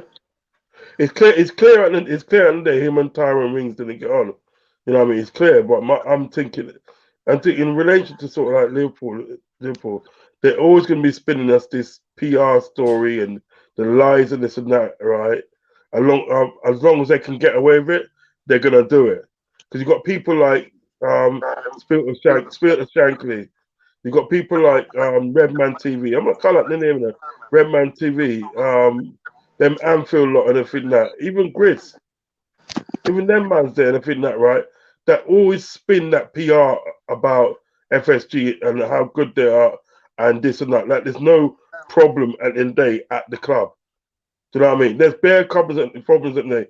These people at the day that says there's no problem at the club and everything that, they only recognise and they only notice it when we get relegated. And they say, oh, maybe there was a problem then. Maybe that person. We have 3 more losses coming then. Then they'll probably wake up. But like I'm saying, I'm the last person to say all the problems at FSG, at Liverpool right now are just Klopp. I won't say that. I'll be the last person to say that. But I'm also not willing to give him a pass. Because, you know, Rods, when we were kids, and I'm sure I speak for most of us on the chat, the first things your parents tell you is not to envy anybody else. right? Don't envy your friends. So if your parents are able to buy you a school bag to go to school, they tell you don't look at anybody else's. Just remember that this is what we could afford, and that's the way we were taught to live. If we sit around envying Todd Bowley and his 600 million pounds, hey, a few years to come, we might well find out that he's doing, he's doing an Etihad. But I just say do what you can with what you've been given. That's all. Don't waste the money, and then you come here and sit here and tell us, oh, you haven't been given the money, and create a narrative that the money hasn't been given you, and what have you. Because we all know that's not true. Like I said, if I was given 125 million pounds last summer, I wouldn't be buying Nunes and Gakpo. But that's just me. Because I think, for example, let's just take Nunes out for a moment. If you ask me, I think that Jadon Sancho has equalized. If you ask me, I think Gakpo. I would have bought Kudus instead of Gakpo. That would have solved a lot of our problems. Maybe not all, but in the immediacy, he's a better player. So my those are my thoughts. I'm wrong, but I may be wrong, but those are my thoughts. Okay, let me read some of these comments out. Jamal says, "How about our derby? Because it's on Monday. Okay, so he doesn't actually cover the weekend. So I'll be doing a match build-up show and everything that, so we can go through predictions anyway with that. So I'll be doing that tomorrow or Friday. I'll be doing that. Don't worry. What you gonna do when Dyche comes for Norbert? Stop that, Norbert. Liverpool need to invest in a bra because FSG has too much access to money and tits. These people are brutal, man. They're not easy. Ravi says 2-0 up Leeds, but it's now 2-2. Glazers are looking $6 billion for Man United, and the Qatar are only offering 4.5. Dubai has been too quiet. Could they be waiting in the shadows, ready to unleash an RKO out of nowhere? I wouldn't be surprised. Yeah. It could happen, isn't it, John? It could happen. Question: will Gakpo, Nunes be benched for Jota and Diaz? Kieran, would you want to take that question?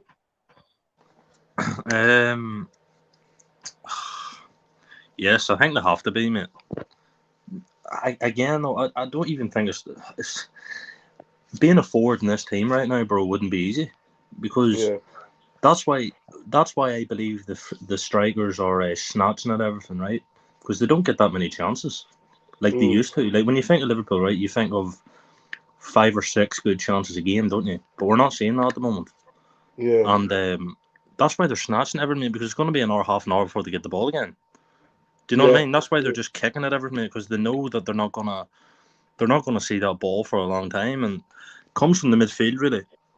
But yeah, I definitely think that you have to switch it up when those guys come back, because whatever we're doing at the minute just isn't working. I'm not saying that's going to be any better, but you have to try something, mate, because the transfer market's closed now. So we just have to roll with what we have. But then again, though, don't you think that we'd have like we also have to understand that Diaz may not play meaningful football again this season, and I don't want us to rush him back.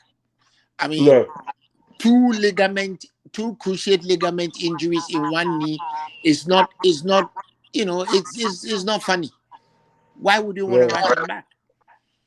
And if you rush him back and he develops another one, then what happens? It's not a very good idea. So Jota, yes, but I still think Jota is another very injury-prone player, and I don't know. I don't think the coach, the manager is going to drop Gakpo. Nobody should get it wrong. Should get it twisted. He's not going to drop him. He's not going to drop him. What was I saying? That's what I'm saying. You see, sort of like with Diaz, right? I had Chris on my show, Chris Angel, on my show the other day, and he does sports therapy. He does rehabilitation thing, and he showed he had this sort of like knee, and he showed it the injury at the day, sort of like of what of what Alduce has got. And imagine that's the knee.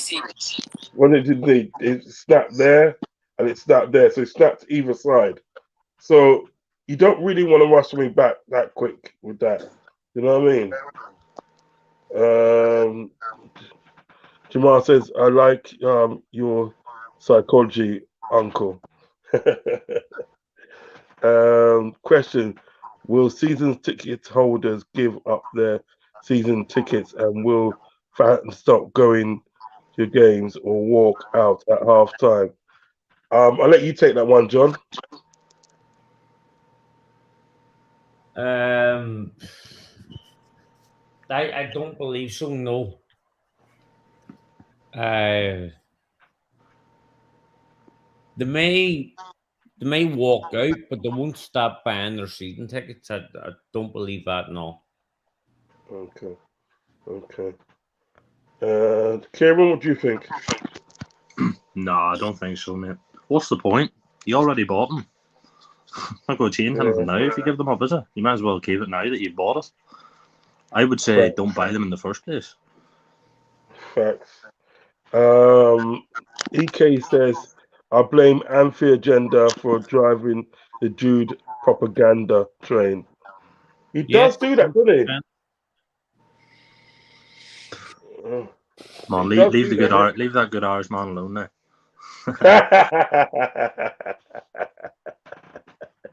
Come on, Kerry. He's a fat baldy prick. Hey, come on. Come on, man. If we don't get Jude Bellingham, that's the spokesman. If we don't get Jude Bellingham, it will be a very, very big problem for us. But the point is that if we end up languishing in 15th position by the end of the season, Jude Bellingham is not going to want to come to Liverpool. That's the problem. No.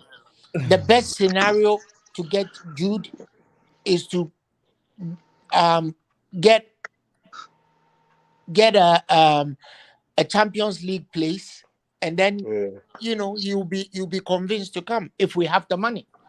But also don't be surprised that FSG will throw up another smoke screen in and around the time that we need to buy him, and by the time we realize Real Madrid have him. So we have issues to resolve.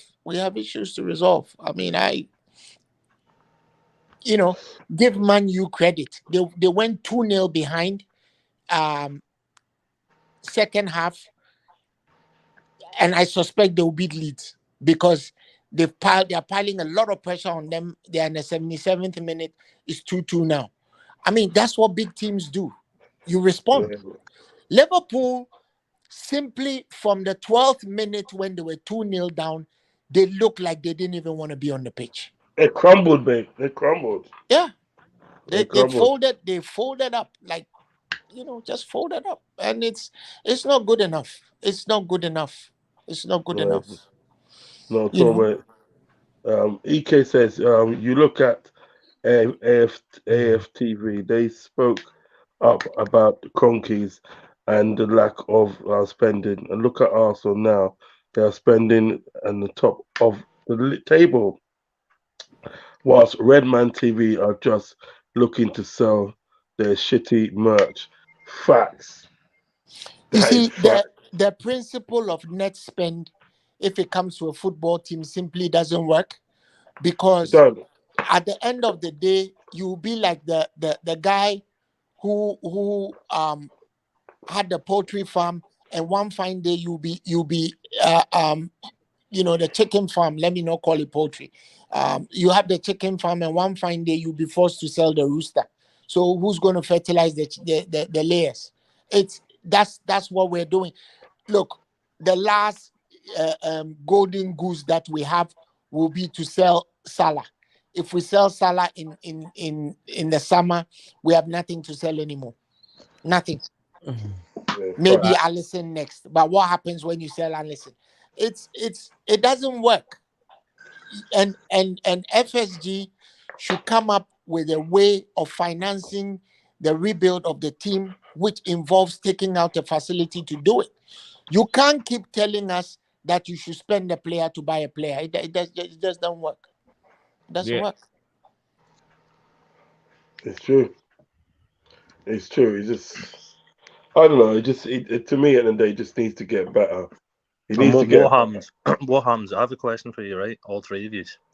If for a start, right, before you even go any further, right, are we even going to get Bellingham? Probably not, right? But if we do, are we going to sign anyone else? Would you say? No. Okay. What? So I if didn't hear just the Bellingham question. in this Sorry. team, Give me the question again. right? Right. Okay. So if we buy Jude Bellingham, right, do we sign anybody else along with him? You cannot not sign anybody. We have 4 players leaving. How can you not sign anybody else apart from Jude? What is That's what they do. That's what they do, though. But that's what I'm saying. That's what If we spend 120 million him, we're not going to sign anybody else because Exactly. as you said, we have no one else to sell. So where's this money coming from? I don't understand. Exactly. So if we get Bellingham though, right? Just Bellingham. Is it you put Jude Bellingham in this team right now, right? Is that going to really change that much? I'm not so sure, man. No. The things about it, the only way that you solve that conundrum is you don't buy Jude Bellingham. Is they don't get Jude Bellingham, and they sell us another smoke screen. As Albert said, they sell us another smoke screen about this and that and all those excuses they will give us. See, into why if we are lucky, and Jude tells his team, I only want to go to Liverpool and nowhere else, the price will come down. Yeah. Right? Then it's a direct negotiation between us and them. And given Klopp's links with Dortmund, we might get him between 80 and 100. But I don't see us getting to Bellingham anywhere less than 80 million. No way. I don't see him getting us any less than 100 either. If we do, mate. Well, though, I won't even try again with you on that one. But I'm saying that if it becomes a bidding war where everybody is willing to pay whatever it takes, his price will go up to 130 million plus. Yeah. But thankfully, some people won't be able to bid because they may be in the Conference League. All that pressure that will be put on Jude at Liverpool will cripple the lad. Facts. That's what I'm trying to say. Answer this, right? Who's right? Jude Bellingham's in our midfield, right? Who's breaking up the play? Who's our number 6? Well, that's a very. If they were smart, they will be buying 3 new midfielders, which will be a Caicedo, a Bellingham, and a Matheus Nunes. Yeah. Then you can go back to your cherished 4-3-3 formation without any problem. Facts. Right? If I were them, or if you don't think you can afford Caicedo, you can go for a Kefenturam or somebody of that nature. Quadiocone, somebody of that nature. But the person has to be at most a 24-year-old. Nothing above 25, 26. Because that system that Klopp plays is a high mileage kind of system. And you have to have fresh legs to play. So that's what I would say. And if you're also taking into account that people are going to get injured, right? Then you need at least 3 new midfielders. You can't buy only Jude Bellingham and solve the problem. It won't happen. No. You are No rather chance. going to place problems on his shoulders, expectations. Before we realize it, the fans have a problem with him. No. I wouldn't even try to do that. And if I think that should be part of the negotiation. I hear, and this is what I hear through the grapevine, that they want to buy his brother as well. His brother is a pretty decent footballer, but he's not Jude. So No. I don't know. He's supposed to be quite good. But if you know what it is at the day, right? I think at the day with the midfield state where what is now, we need 4 midfielders, a minimum of 3. Yeah. Minimum of 3. You know what I mean? But we need Yeah. 4 midfielders. So I'll be looking to go and buy get like obviously Jude Bellingham, Mateus Nunes, Carcedo, and either an Amrabat or a Thuram. One of them Yeah. two. You know what I mean? Yeah. I'll be You looking see, to. if I'll be looking. Manchester City can afford to have Kevin Phillips sitting on the bench getting fat, Yeah. we need to And we understand. also. Yeah, but you also as well. Right? We also as well. We're talking about midfielders that we need. Yeah. We also need some a couple of defenders. We need at least 2 new defenders Yeah, because he's Yeah, we not do. playing that the money Phillips. is big. You know, we have this guy, this Gvardiol guy, who has refused to play for any other team except Liverpool. But for how long is he going to do that? Exactly. Exactly. I mean, And the thing is, you check it, Uncle Albert, yeah? Check it now, right? If you got a player at the end of the day, right, that refuses to play for anybody else but your club, is it in your best interest to go and get that player? exactly. So what's going on here? You see, I mean, Rodz, see this conversation. when a player refuses £100 million bid from Chelsea because he's waiting for Liverpool to come for him, you should go get him. Of course Yeah. you should. Have to You get know him. what I mean? He's told everybody growing up, my father and I, we were only doing Liverpool. Go and get him. Yes. Don't waste any time. Go get him. So Kieran, what they're waiting for? Well, you see, the thing is, Rodz, right? See the way we're having this conversation, right? See what we're saying, right? We're talking about midfielders, and then as you just said, centre backs as well, right? This is the consequences of inactivity in transfer windows. Now we're fucking in need of men that we just cannot get in one window. It's impossible under this ownership. Like, it's just not going to be fixed in one window. Cannot happen. Whereas if we had have actually pulled our finger out in recent years, even last year, we wouldn't be in this situation. Well, yeah, someone just posted Evan Ndika. Ndika is free. So somebody should be talking to him right about now. He's on I think he might be going to Barcelona. I think because he's a free transfer, and that's all. They can't sign anyone. I'm pretty sure Barcelona, they ain't got no money, man. They ain't got no money to pay. Yeah, but he's a free, isn't he? He's a free though, isn't he? Yeah. David Hayden says EK he signed for Barca. Yeah, he signed for Barca. Yeah, I thought so. Yeah. He signed for Barca. But the fact is in the day, right? What you're saying is right. When they're pissing about in the transfer markets and stuff, right? What it's actually done, it's actually literally pushed us behind in the transfer in the way of transfer market. We're still about 3 transfer markets behind everybody else in the Premiership at the moment, and that's not good enough. You understand what I'm saying? But the reason why, and don't get it twisted, and this is another thing at the end of the day why we've been hoodwinked, yeah. The only reason at the day, right, that they never bought people at the day in certain transfer windows, saying about they ain't got the money, yeah, right, was the fact at the day, right, yeah, they never had anybody to sell. They never had anybody to sell at that time at the day to actually sort of like make that money to buy players. You know what I mean? But we've sold everything we have. Yeah, but if you notice at the day, right? Whenever we do transfers and everything the transfer market and do transfers, right? We've sold somebody. We sold somebody or 2 or maybe 3 in the day, yeah? Right? In order in the day to sort of like say, well, all right then, if FSG give us 60 million in the day to buy a player, we're gonna sell 2 players at the day. Rodz. You know what we are right now, mate? You know what we are? We're like a guy, right? we're only wearing underpants, bro, right? Nothing else, and we're just going into cash Yeah. for clothes, just to see what they can take off us, bro. Do you know what I mean? Yeah, Selling that's us what I'm saying. socks and Yeah, that.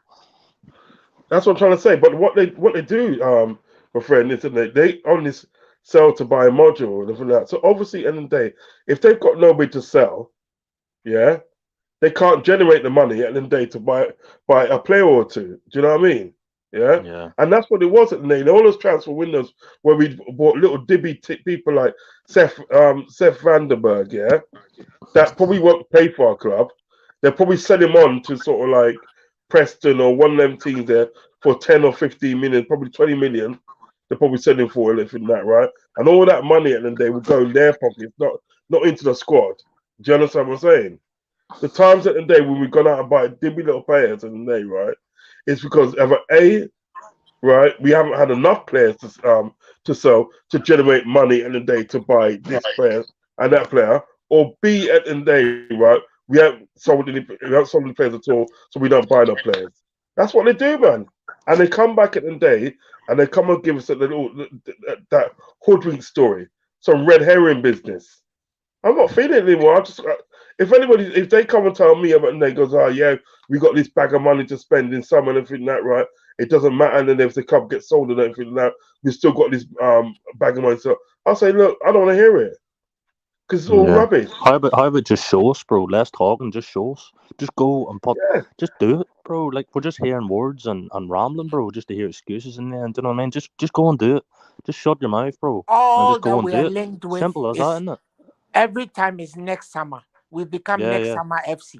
Or we're linked yeah. with that player. We're linked with this player. We're linked with that player. And we never ever fucking get the player. And we used to be the best at. We used to be the best team in the world, right? At not knowing who we were going to sign and then just going and getting them, just like that, like Fabinho at that time, right? No one had a clue, Yeah. and then all of a sudden here, bang, he's done, sealed. Now we're just linked to all these names, bro, and we're getting nobody. So I'm not sure what's going on there, bro, but You it know, is a this problem. morning I read that we're gonna go bring Tyler Morton back. That should just tell you where we are right now. Yeah. That's what they do, mate. That's what they do. All they do, my friend, and they get these little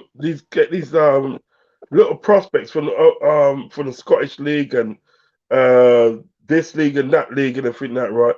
And they spend like 1.5 million or 2 million on anything that, right? And this person and they is supposed to be the next best thing. When that person gets good, people, I'm telling you something, yeah. When that person gets good, so that percentage there, it gets really good over the coming years and the coming years. And FSG is still in a club, and he gets really good in everything that, right? They're gonna go and sell him at the day for 20 million, 20 or 25 million. Do you know what I mean? They're gonna make such a profit on the boy, it's unbelievable. But Bendo is the same. that boy, as it is today, he's a 30 million pound player already because his prospects are bewildering. That guy is going to be something else if he eats a few steaks and hits the gym a little bit. Yeah, but just imagine that day in about 2 or 3 years' time, what he's gonna be worth. Yeah, And they're gonna cash in. If FSG is still there, they'll cash in on him, they'll cash in on Ben Doak, they'll cash in on Tyler Morton, the lot. It's a yeah. shambles, man. It's a But they shambles. sold everybody. I mean, they sold Ray and Bruce. But mind you, they've been getting some good money for some of the shit players that we have. 25 million pounds for Ray and Brewster. Who the Yeah. fuck would do that?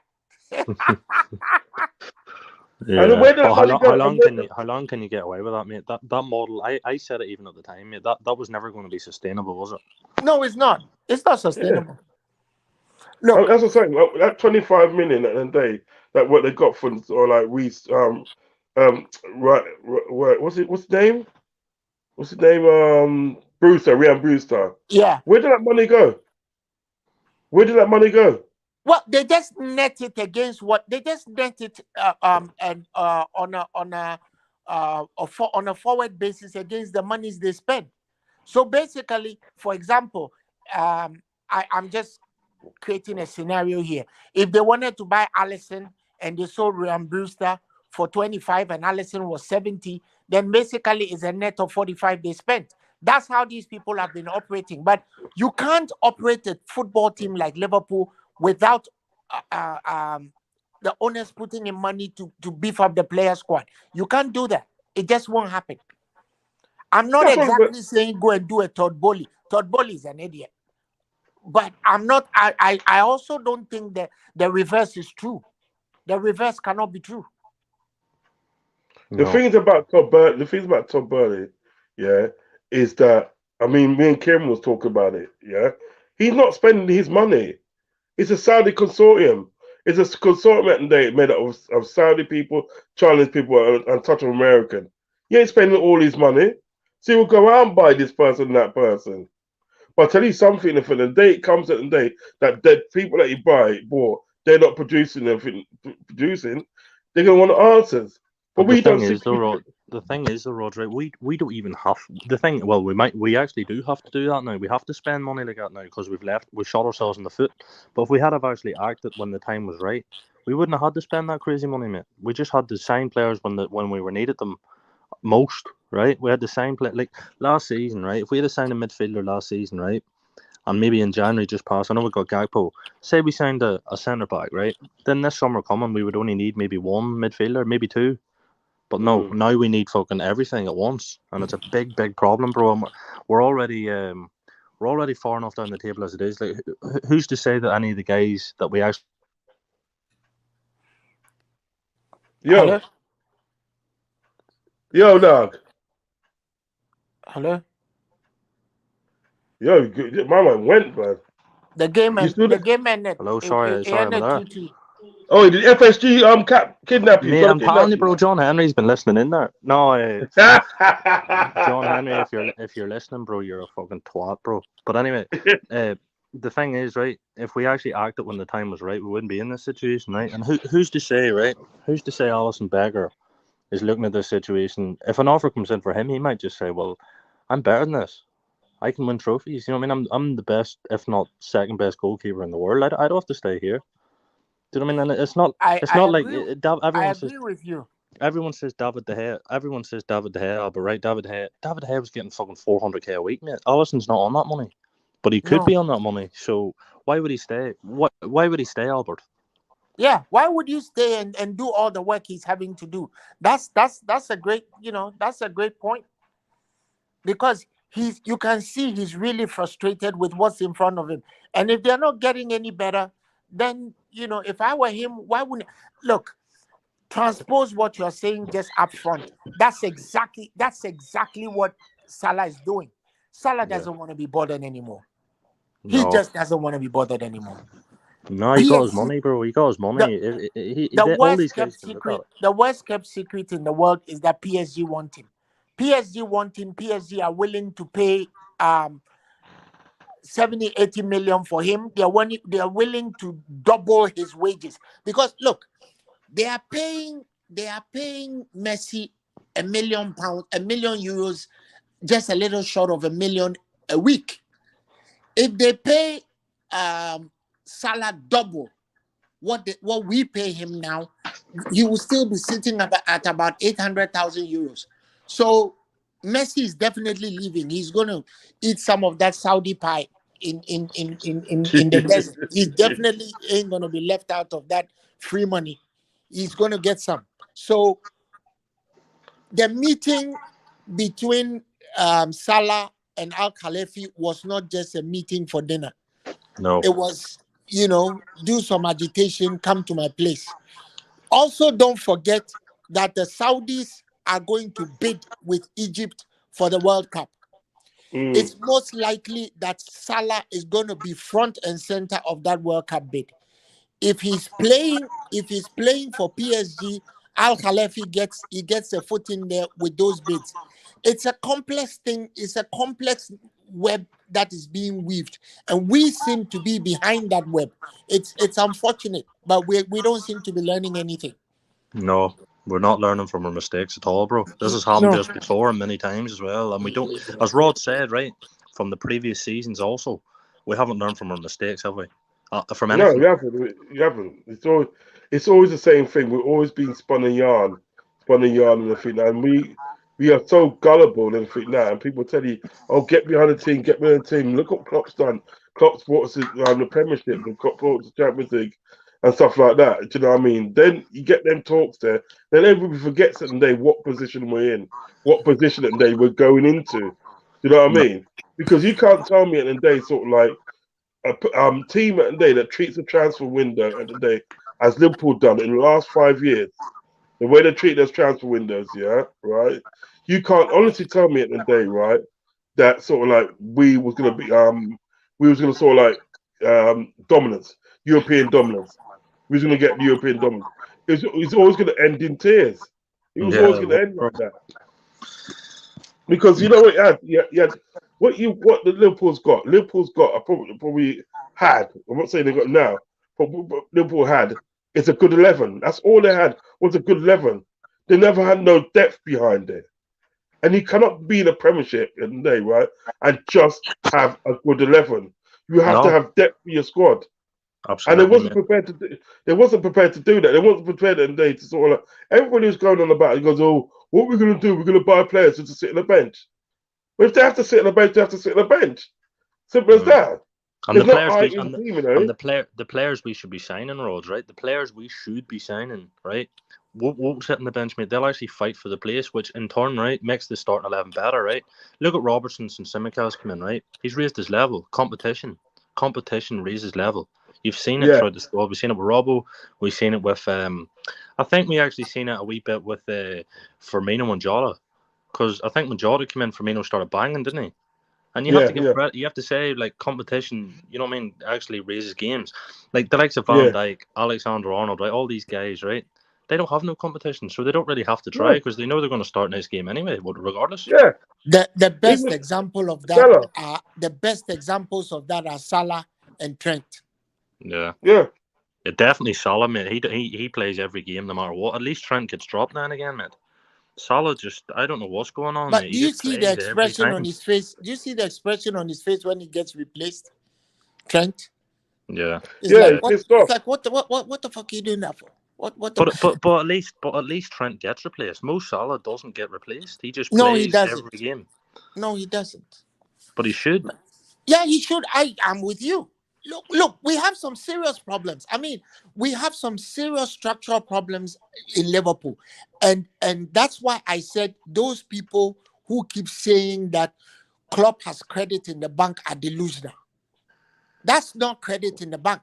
That's stupidity in its intensity. How can you tell me he has credit in the bank and we are hurtling towards the bottom of the league? How can that be credit in the bank? Yeah. Exactly. That's what I'm talking about. You got these people in the day, right?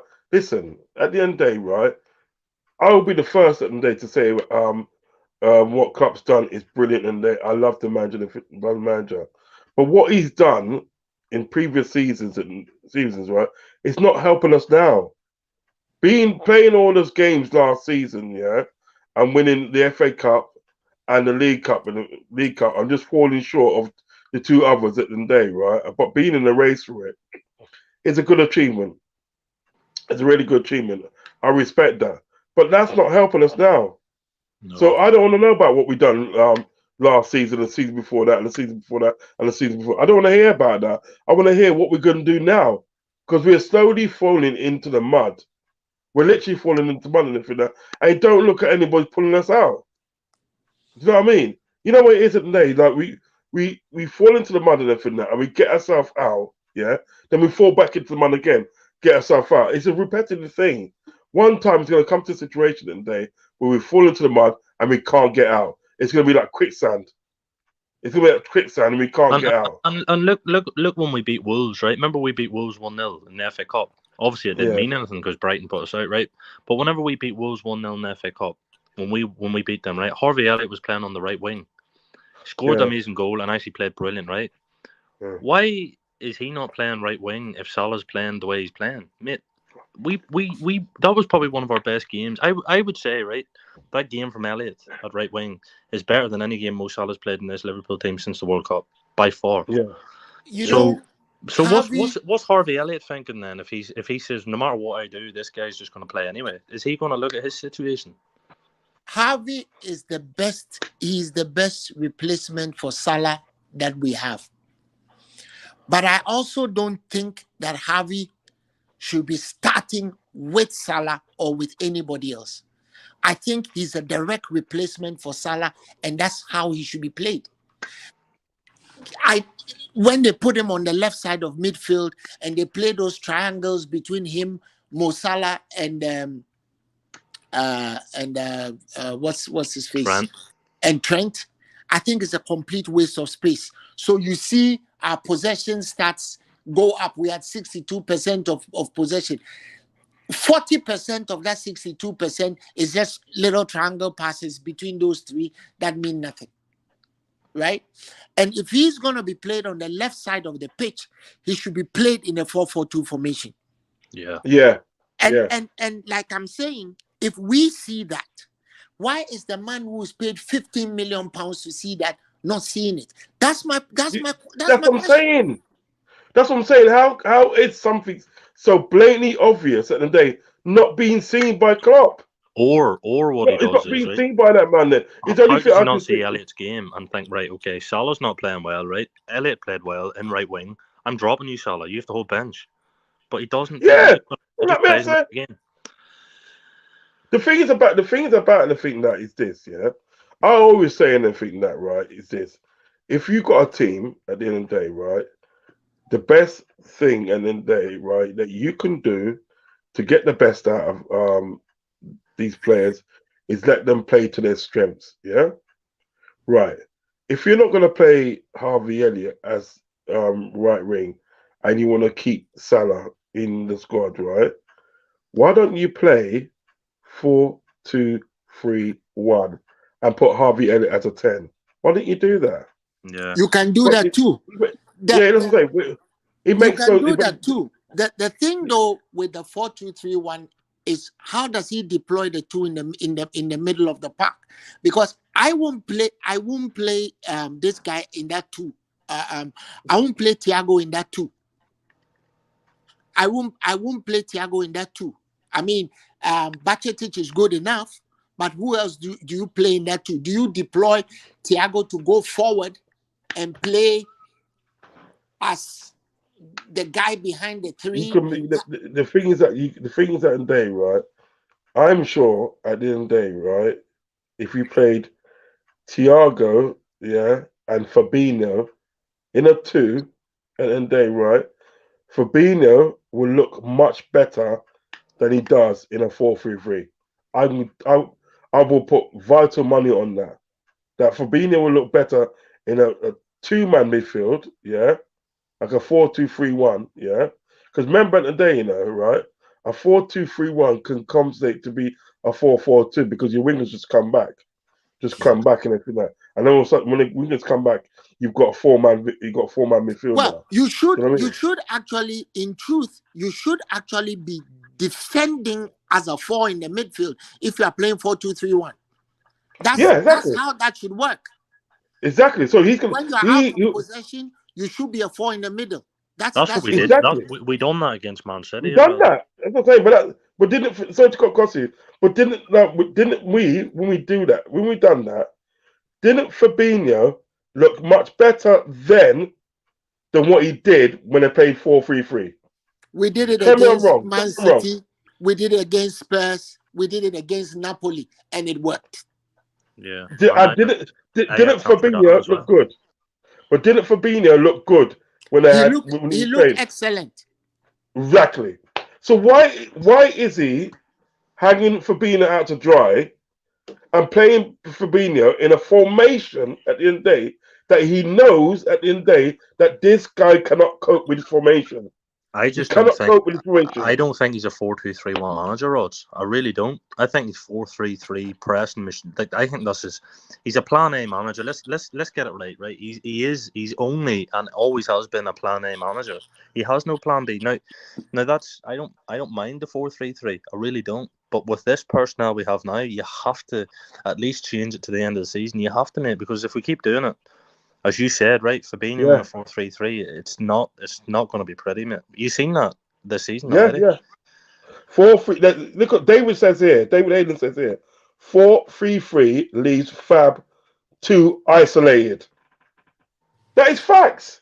He should that 4-3-3 combination formation that he does, it leaves Fabinho too isolated. That's why Fabinho looks crap these days. He You know what I mean? definitely has to go back and watch the Man City match again. And you see, what also happens when you do that is you simply give Salah less work to do. Exactly. Salah is Exactly. good. Salah is deceptively strong for his size. He can turn players who are twice his size, who are twice as strong as he is, and he should utilize that. You have the speed of Nunes behind him. So why wouldn't you do that? If we deployed those tactics, we wouldn't have lost the last 3 matches we lost. We wouldn't be we wouldn't be in the situation where we are now. We would not be in the situation right now. Because, I for can example, guarantee that. against Brighton The thing played is a about 3 at the back to start. If we had so then played I've got to ask you. if we had I've played got that to ask you a 4-2-3-1 question. system, we would have beaten them in the first half. I got to ask this question. Yeah, I got to ask this question because Kieran and Dave brought up a good point. You know what I mean? But a really good point, saying that Klopp is not a 4-2-3-1 manager. He's literally a 4-3-3 manager, pressing and all sorts of different that, right? So what I'm saying is at the day, yeah, that's what I see. I see that from Klopp. I see that. So if that's the case, and he knows at the day, right, that this 4-3-3 ain't working, and we're getting beaten and getting beaten badly, right? He knows that, and if he sees that, and we see it, and think that, right, and he's not a 4-2-3-1 manager, yeah, is Klopp the right person to be at Liverpool now? Is he the right person? Do you think? No, I mean, Kevin, do you think he's the right person? Look, I'll say this, right? Right now, as things stand, right?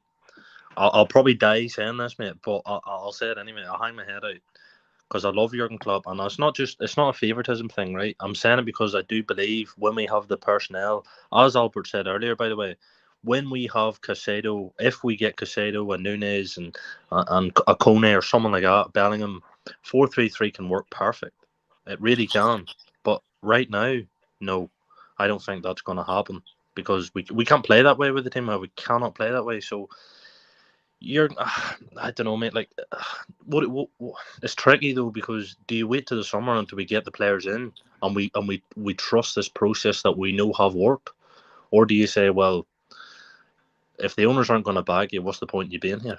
Because your style of play is never going to work again. It's one or the other, and I'm somewhere in the middle. I do want Jurgen Klopp to stay. I do, but I mean, if you're just going to keep doing that with these players now, you're kind of shooting yourself in the foot for me.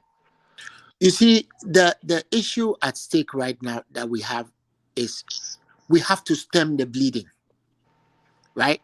How do you stem the bleeding, seeing that you are not going to be able to sign anybody else apart from a free agent, and there are no proper free agents left around right now? You change the formation. Simple. If you don't change the formation, how the hell are you? And we've even forgotten about the injuries, right? Given the state in which we are, if we don't create some sort of assurance for the goalkeeper who has saved us, at the very least, that goalkeeper has saved us 5 losses this year. At the very least, maybe more. Why wouldn't you want to do something for him by keeping him? I would have gone the extra mile in even playing a 3 at the back. I would have done that. Maybe that's not what he wants to do. I get it. But at least you could do the 4-2-3-1. Sorry, Albert, is that you? Is that you in the group chat that sent that picture in the other day? No, is that you? I said what? Are you the guy in the group chat that sent that picture in the other day of like a formation and it's like Fabinho in the back 3? No, was that you? Yeah. It's not. You know what? Why do we not do that this season? At least give it a try. Anyway, you don't know till you try it. Because the reason I did that was Fabinho was playing as a centre back when he was at Monaco. I'm agreeing with you. I'm saying why does Klopp not try that? At least try it out. At least once. That's the question. We've never seen it. We've never seen a back 3 this whole season. That's the question, Karen. You know, this guy, what's his name?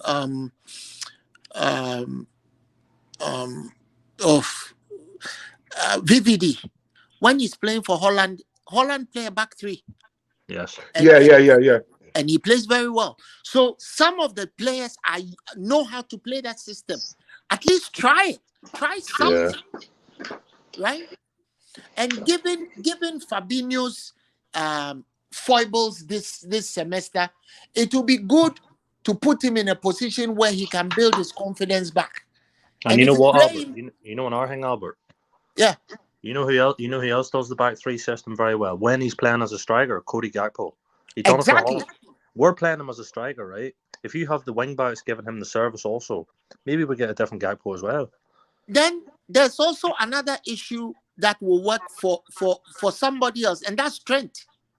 If Trent is playing as a wing back, he'll play much, much better than he's playing, because at least he knows that when he's lazy, somebody will be back there covering. You know?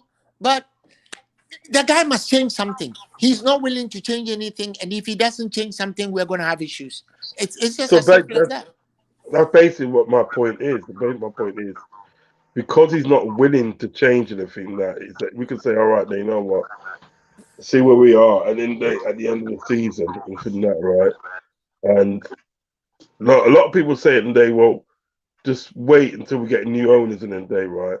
And see, obviously, you know, what he'd be like when he's got money and this and that, right? There's two things that's wrong with that, and that's what I say. Yeah.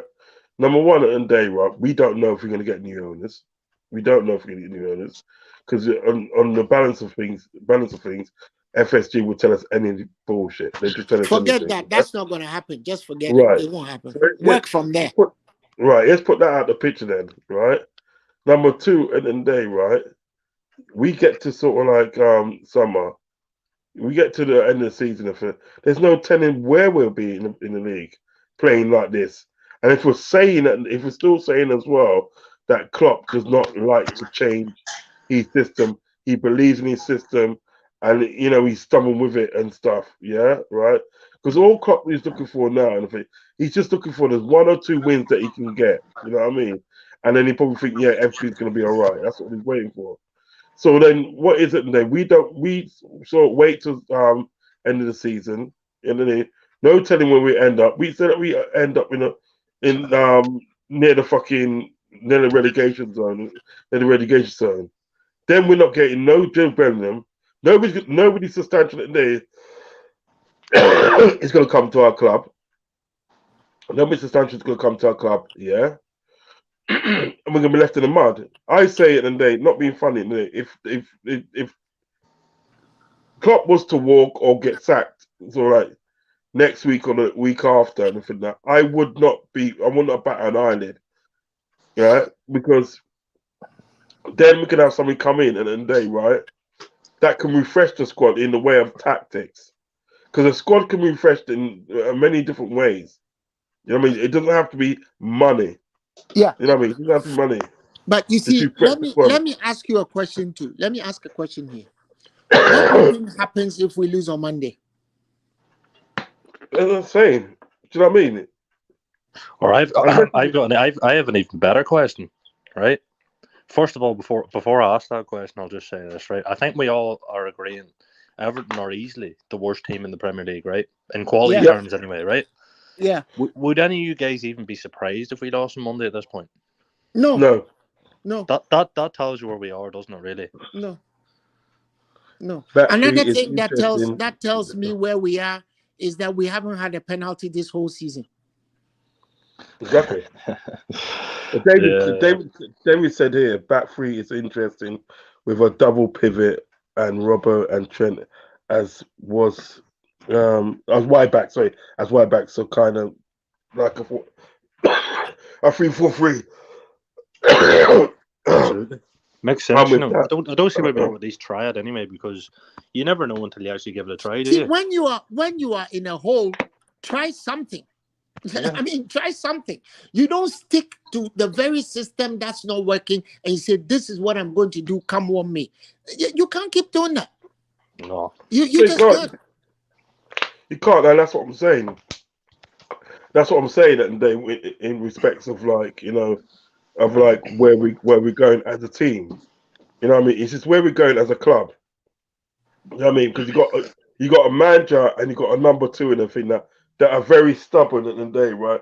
And want to do things their way, even though they can see it not working and think that they're gonna persist in doing it. This is what I don't understand. You see, it's not working. Why would you keep on doing it? Yeah. Why I you mean, clearly at the day? but Rods and Karen, there's a whole coaching staff. I mean, behind a team like Liverpool, there will be about 10 to 12 coaches. They even have a throw-in coach, right? Yeah. Isn't somebody telling a club that, hey, dude, this shit ain't working? Try something else. You would like to hope so. If there's 20 coaching staff and none of them saying that, mate, then we have a problem, bro. Because if we can see that, how does professional coaches not see it? I really, it's bad. Like, you know what it is, I right? get the feeling that there's a dictatorship there and nobody tells him anything except that little parrot who tells him exactly what he wants to hear. Yeah. I think But no, it's you're like- right. You're absolutely right, mate. Because we're seeing guys leaving the club. Allegedly, I don't know if it's true. Allegedly, we're seeing guys leave the club saying, "Well, we're not really getting to do our best work." That's what they're saying. Well, So why is because that? your owners don't know anything about football, so they've left everything to Klopp. Klopp is managing is basically micromanaging everything that works there, and he wants to take more and more and more power, and people are just having enough. The guy who resigned, Julian Ward, that's his name, right? Yeah. Didn't he say he wanted to spend time with his wife and children? Yeah. So why is he going to go work at Ajax? Exactly. See, there's something going on. There's something wrong. Yeah. Right, Facts. of course. And not only him, bro. There's been a couple of analysts.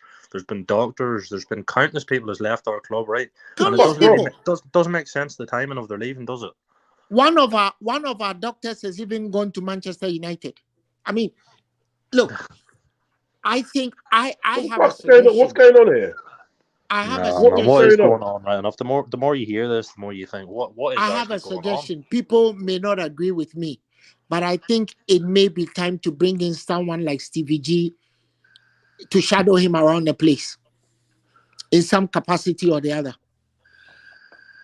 It's a EK said here, if Liverpool get Ralph Rangnick, Klopp won't be able to fuck about with him like he did with. No, he wouldn't. He wouldn't. You know.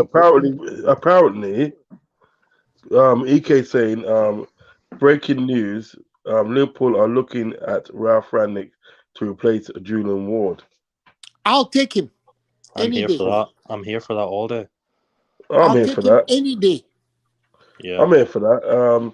Indeed. David says, Jurgen Klopp would not be able to tell Ralph Rangnick what to do in that. no, he won't. He won't. Indeed, if he's available, he's the best person we can get. Fuck everybody else. He's the most experienced technical director we can get. Yeah. Yeah, I really don't.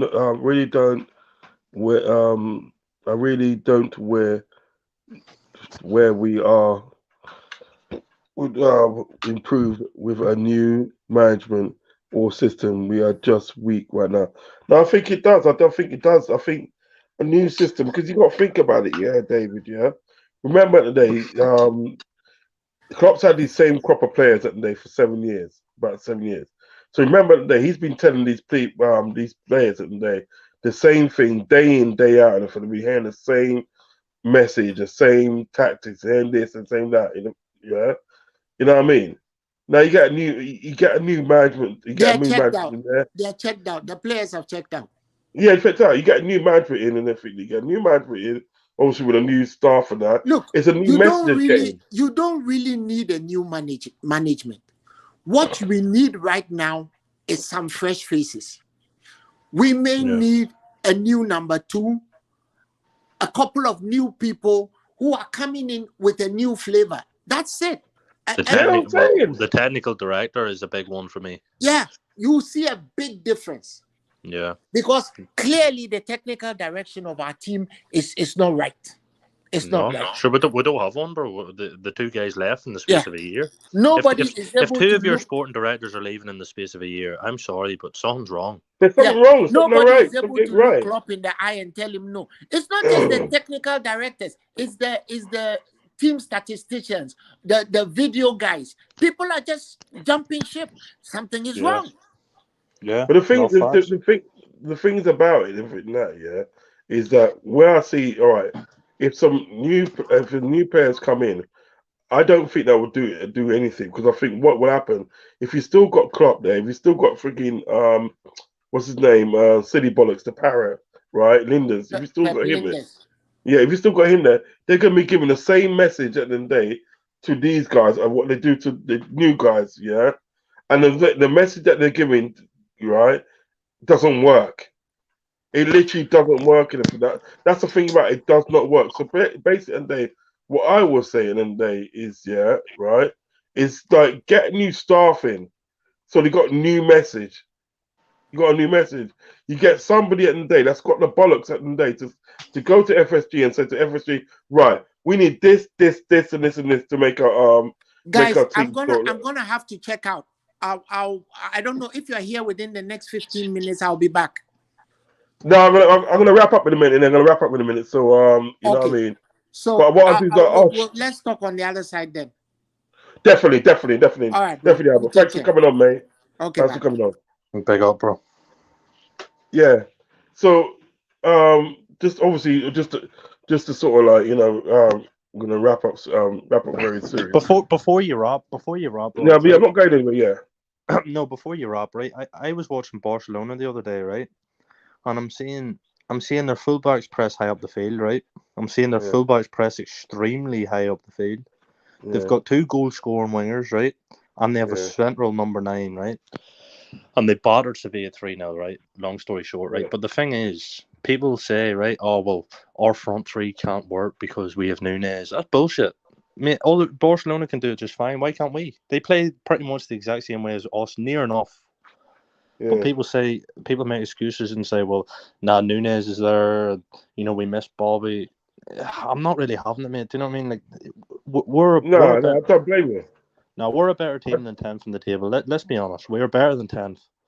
Yeah, I don't blame you. I just think at the end of the day, there's been a lot of neglect. You know what I mean? Yeah, there has a lot of neglect. Yeah. Strasbourg, Steve, big up yourself, my brother. We're good. Me and Kay were just here for the last minutes of the show. Still, we did a prediction show, and we're now obviously and they turned our attention to talk about Liverpool as a club itself.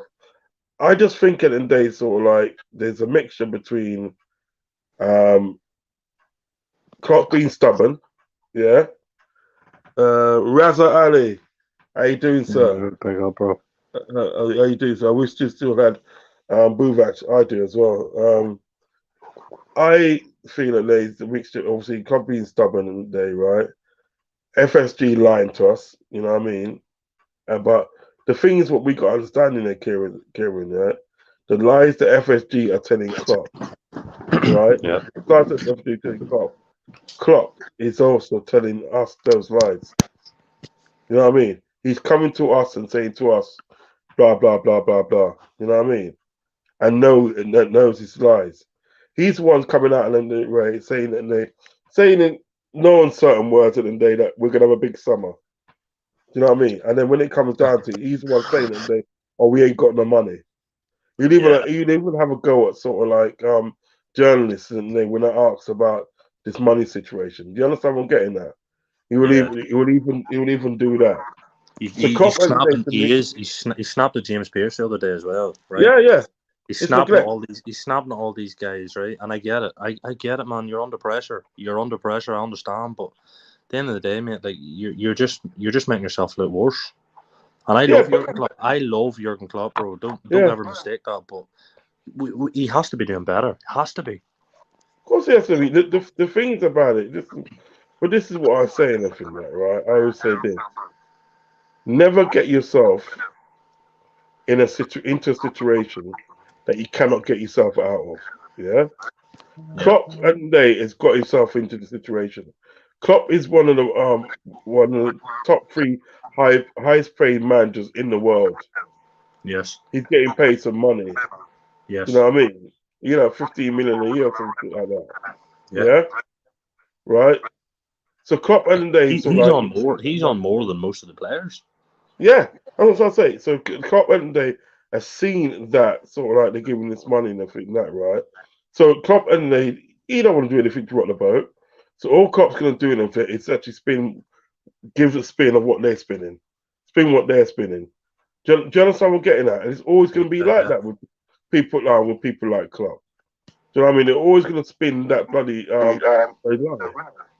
And the fact of the day, right, your kind of like performances on the pitch and everything, right? It's simply at the day, it's not good enough. No, it's not. We got It's not good enough. we got literally outfought, outplayed, outmuscled by Wolves. Wolves, for fuck's sake, that can't even buy themselves a win. Wolves cannot buy themselves a win. That's no mistake. Brighton and they, Brighton and they, right? Brighton's put 8 goals past us. Yeah. They played 3 times and everything that, and they put 8 goals past us. So basically, we had 2 losses and a draw against Brighton. Don't get me wrong. Don't get me wrong. Right? Don't get me wrong. I do believe Brighton and Wolves. I do believe especially since Wolves got their new manager, right? And Brighton, I think they are a good side. They are. They're a very good footballing side, right? I don't doubt that. But we're Liverpool Football Club, right? We're making those guys look like fucking prime Brazil. They're not prime Brazil. They're not prime Brazil. They're good. They're a good side, but they're not. They're not as good as we make them look anyway, are they? No, the thing is that day, not being funny in there, right? Brighton play good football, Wolves play good football, but come on now, we should be beating those guys. Yeah. There's no excuse for it. We should be beating these guys. You don't concede 8 goals. You don't concede 8 goals to a team like Brighton, mate. And again, no disrespect to Brighton. I'm just saying from a Liverpool point of view, right? We're supposed to be big Liverpool that's going for the quad and all, right? Last year, not even 1 year ago, Rose. We're talking about 8 months ago. We were going for the quad, right? Now we're getting smoked. We're not even getting beat, right? Because I can accept the loss. I can take a loss. You know what I mean? If we play well, right? We've seen it before. We play well. Teams block us out. They score a late goal and they win the game, right? It hurts, but teams are coming now and they're battering Liverpool. They're not even hiding anymore. They're actually pressing Liverpool. They're not even doing the low block thing. Fuck out of us. It used to be the low block thing, though, didn't it? But we're not even getting it anymore. Teams don't respect us anymore. That's what I'm saying. They're not going for low block and everything that, right? They say, no, fuck that. Let's press these motherfuckers. I bet you any money on Monday they're thinking that, right? Yeah. Everton Everton do not sort of like low block us. They'll press us. They'll press the fuck out of us. Yep. You know what I mean? David says, I think neglect is right.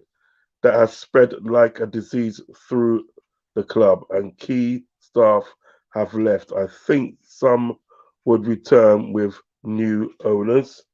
David also says, I really don't care about how offended journalists are. Most are daft. Anyway, no, but the daft as fuck. Brighton are good. Wolves, nah. No, but the thing is that they may play good football, both of them. But we are Liverpool. We should not be losing against these teams. No, we shouldn't. Look at Man United. Yeah, Man United played Wolves like twice and everything that, and beat them both times. Yeah. Beaten both times. I have to say though, it's not an excuse because again, we the way they turned us over was nothing short of embarrassing, right? But I have to say that manager that Wolves got in, right? He is a good coach. He almost won the league last year with Sevilla. They fell off at the end, but since he got working with those guys at the World Cup, right, on the break, since they've come back, they have actually done okay. They're a good, and there's some good players. And remember, Mateus Nunes plays for that team, right? We all want him. Ruben Neves. Yeah. They do have a decent team, but I'm not taking 3-0. The way, you know what? It's not even the scoreline, right? It's the way they done it, mate. They didn't even care who we were, mate. They just played us like we were Bournemouth, and they hammered us. They played us off the park. That's what I'm saying. Yeah, man. It's that's exactly not what I'm good. saying, Kieran. We should not be going down like that. That's what I'm trying to say. I know at the day this manager at the day, right? Yeah, maybe a good manager. He may be good at what he's doing, yeah, right. Yeah. But you're in the Premiership now, yeah. Wolves and they may have the players and they that can kick the football down and play football, but we are Liverpool Football Club. We should be beating Wolves and we should be beating Brighton. Simple as that. We should be beating them teams there. Because at the end of the day, right, we should have the technical know-how to say, well, right, you know what I mean? This guy, this Italian guy at the end of the day for Wolves and that, right? He's come from Sassuolo in the day and he's just come into the Premiership, right? Klopp's been in there for about 7 or 8 years. So Klopp should have the experience in there to say, yeah, you know what, this is how I'll beat Brian. Even if they went 1-0 up and 1-0 up and for that, this is how I'll beat Brian. Yeah. You say like, welcome to the Premiership, man. Welcome to the Premiership. We're gonna start playing now, and start playing. Do you know what I mean? But no, at the end of the day, we went 1-0 down and we crumbled. We literally crumbled. You got the other day and then we played Wolves the other day, right? Yeah. You got Craig Dawson in the day, right? Yeah. Scoring against Liverpool. Yeah. Listen, I swear that Craig Dawson's older than me. Man, He's older than me, fella. you know what it is? See the way they turned us over, right? And the Wolves fans as well. Fair play to them, right? Every time Wolves were passing the ball, they were doing the whole chant thing. They were singing "Sacked in the morning," the club and all that. There, like you have to say, right? There's a new level of embarrassment going on here. Like people are actually they're taking the piss out of Liverpool. Like, and fair play to them. They should do it because why not? Do you know what I mean? But as Liverpool fans, but the thing about it, that when we get back on top, when we get back on top, and our fans start taking the piss out of their club and stuff like that, right? We're told that we can't do that.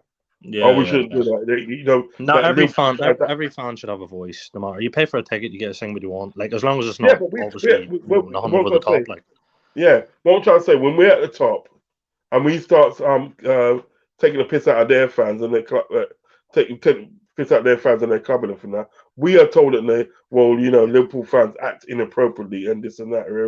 But then you can't. Yeah, if you can give it, you have to take it, don't you? But exactly. You can't have it both ways.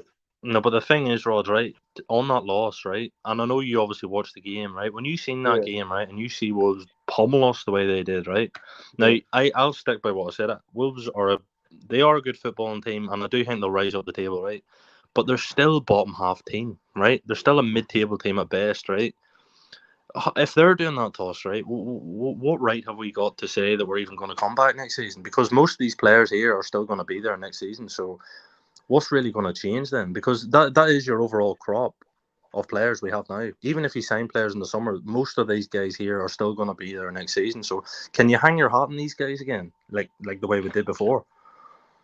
The thing is about it is that you can't. And then what's going to happen is that the people that you got on loan, like Tyler Moore and all those sort of people you got on loan, those that they're going to come back, and those are going to be your new players.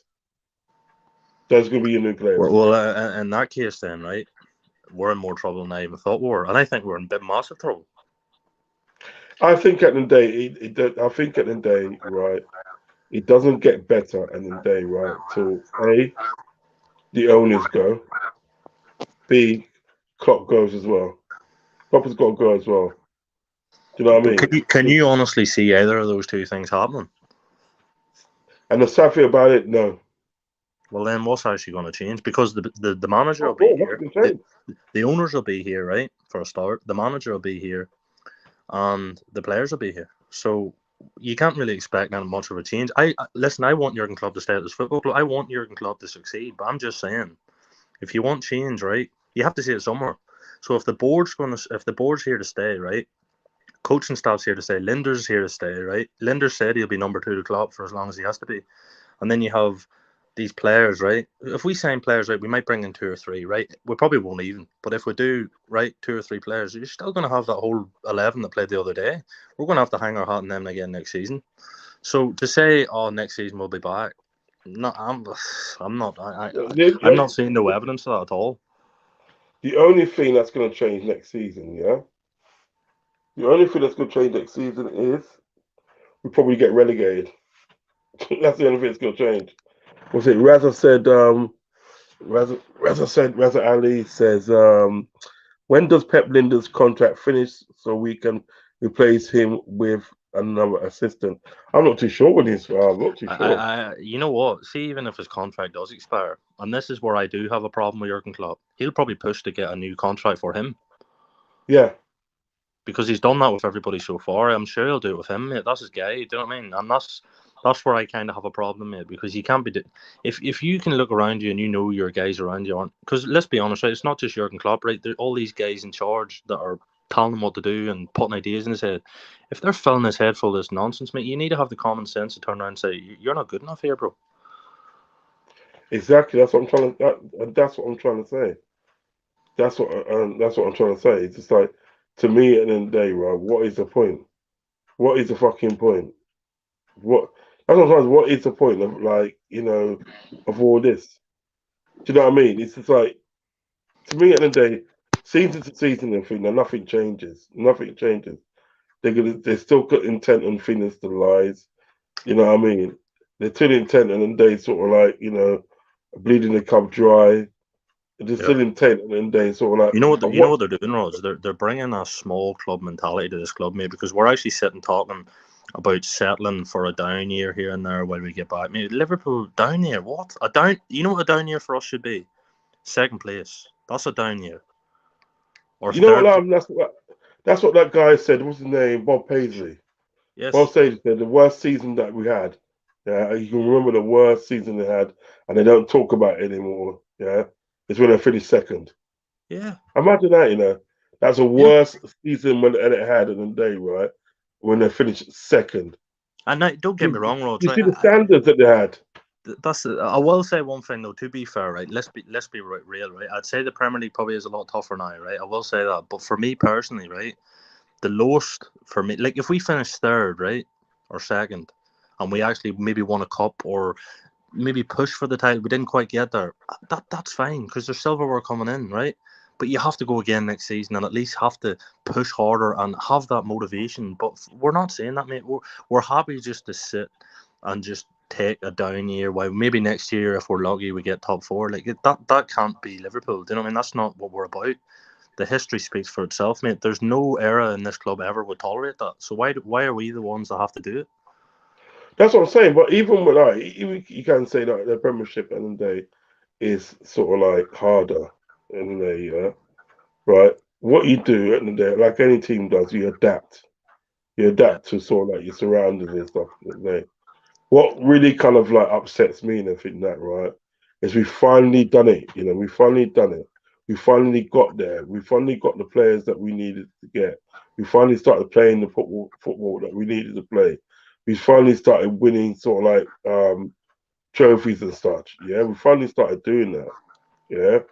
Yeah. For what? For it just to go back to mud days again. Do you know what I mean? Yeah. And the reason why that happened is because at the end of the day, right, that people in the club at the end of the day, right, didn't think at the end of the day. So like, yes, Luca, how you doing, sir? How you doing, sir? Luca, have you got Instagram? Not Instagram. Have you got Twitter? Or link me up on Twitter, brother. Link me up. Yeah, so basic and day. So like, to me and day, right? We've just literally watched it go down the hill again. Do you know what I mean? As you know what, and we listen. Check it now. We could have dominated. We could be dominating by now, right now. Yeah. We could literally be dominating. How is it that Man United and they saw the deficiencies in their team and went out and bought these players? People may say at the end of the day, right, that these mans are borrowing against the club and this and that, and these mans are in debt. You know what I mean?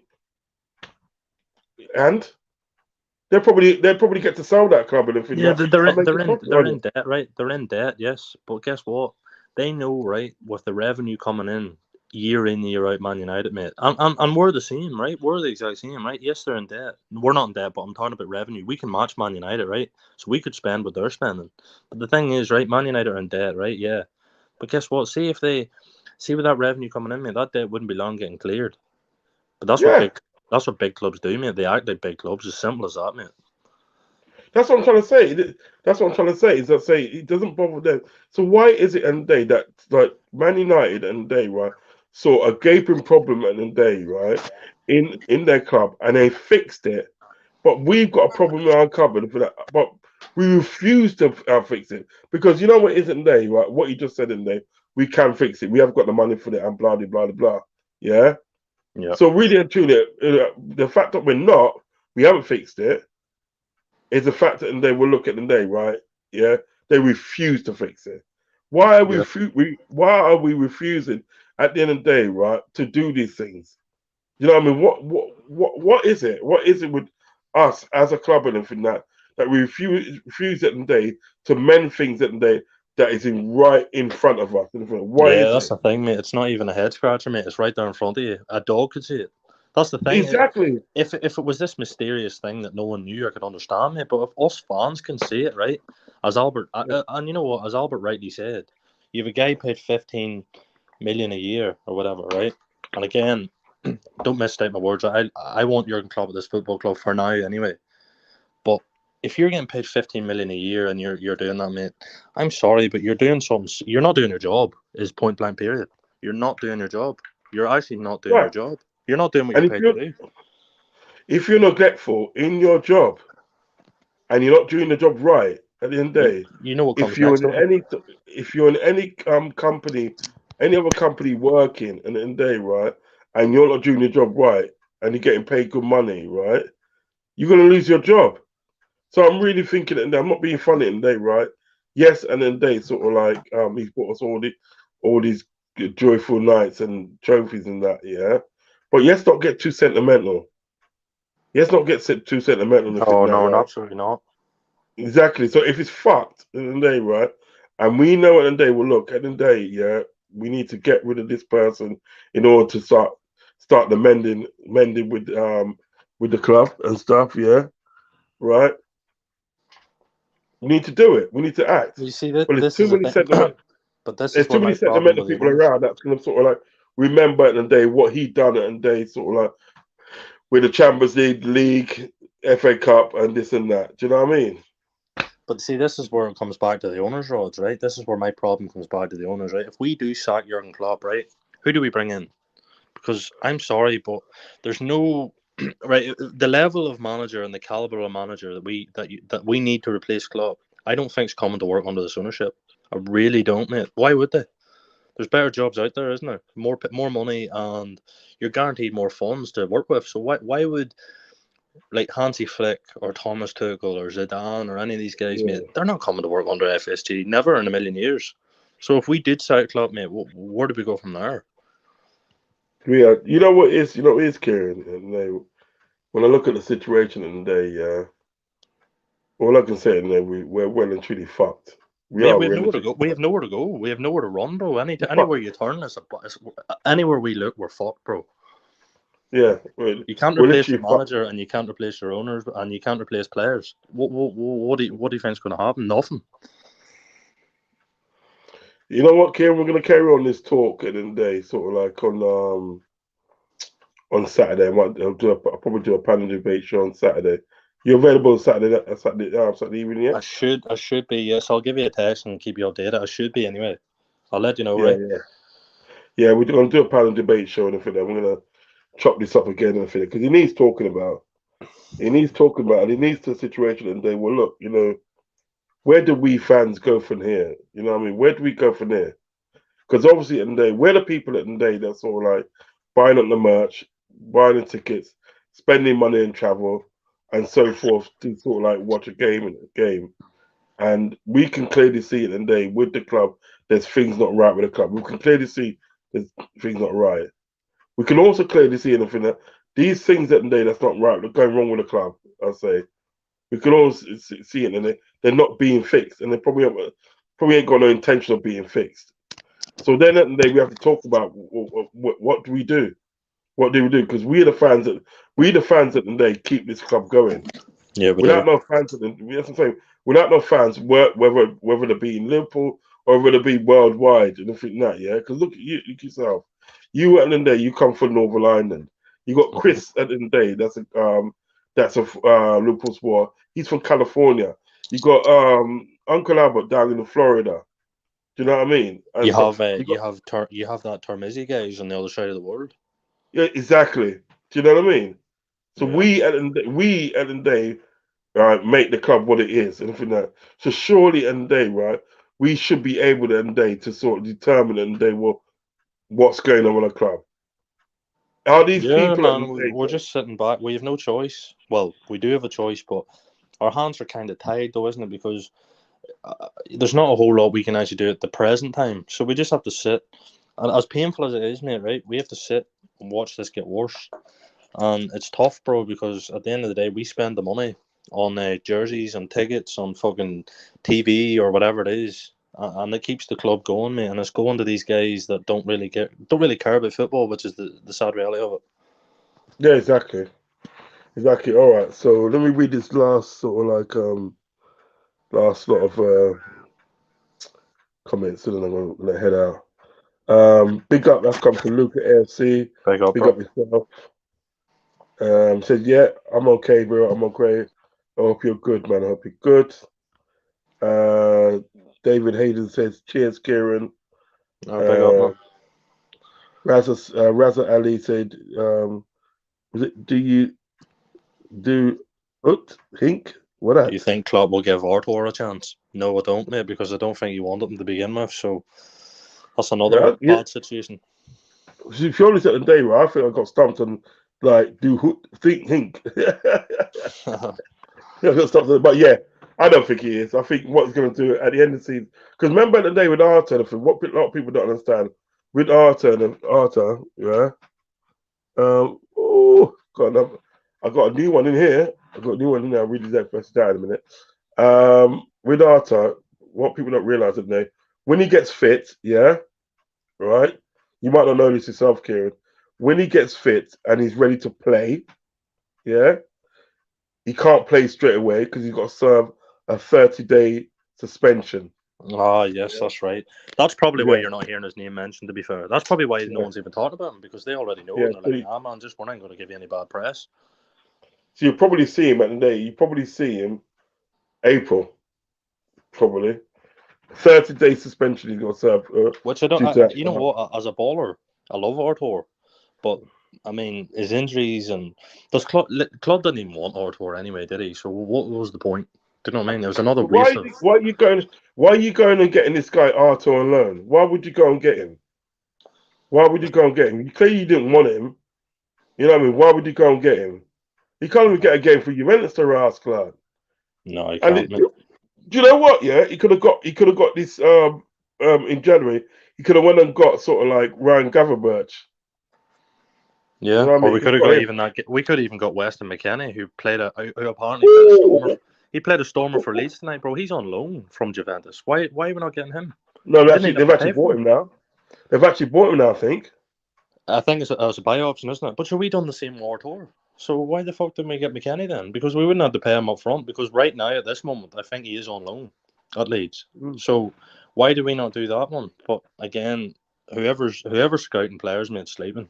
I don't know what the fuck's going on there, mate. But how do you get Arthur, bro? I love Exactly. Arthur, but mate, for us on his injury record, mate, well, come on. Yeah. Football Gospeler says a big. I hope I said your name right. Football Gospeler says a big up, Uncle. Keep on the beautiful work. All love. Thank you very much. Are you a new subscriber, Football Gospeler? Let me know if you're a new subscriber, my friend. Let me know, please. If you haven't subscribed yet, please hit the subscribe button. He's on loan. Yeah, he's on loan. Okay, Yeah. okay. Please let me know if you're a new subscriber, Football Gospeler. Please, please let me know. If you haven't hit the subscribe button, please hit the subscribe button. McKennie would have been a good fit. Weird, man. That's where it is. Weird. Rodz, honestly, see if you get a chance, Rodz, right? You look at his pressing numbers, right? I'm pretty sure he's in like the top 5 in Europe, mate. You even seen him at the World Cup for America. The guy's a press machine. He would have suited our system more than Arthur. Exactly. And the thing is that we're wondering why, and then we're getting pressed so much, yeah. We wonder why we're getting pressed so much because all these teams that they are buying sort of like these pressing monsters. You know what I mean? And we Yeah. ain't buying them. I've been subscribed for a while now from Coppish. Oh, thank you very much, sir. Thank you very much, sir. Blessings to you, man. I hope you've had a good evening, and I hope you had a good day as well. Blessings to you, my friend. Blessings. You know what I mean? All right, so should we wrap this up now, Kieran? Yeah, man, we can chop it up in more detail on your next show. I'll be more than happy. So basically, what it is, though, I think we all know the issues, don't we? Let's be honest. The main root of the problem is the owners. Klopp has to take blame, but let's be honest. The root cause of this issue, mate, comes from the top, mate. It's not changing anytime soon, at least that I can see, anyway. But Yeah. hopefully that this takeover news gathers a bit of steam, and they actually, you know what I mean? Because all it takes was, let's be honest, though, right? At the same time, if they get an offer they can't refuse, they will have to sell us. Yeah. Yeah. What would be ideally an offer they can't refuse? I mean, well, you look at Chelsea, right? They're sold for 4.2 billion. We're worth more money than Chelsea, that's for sure.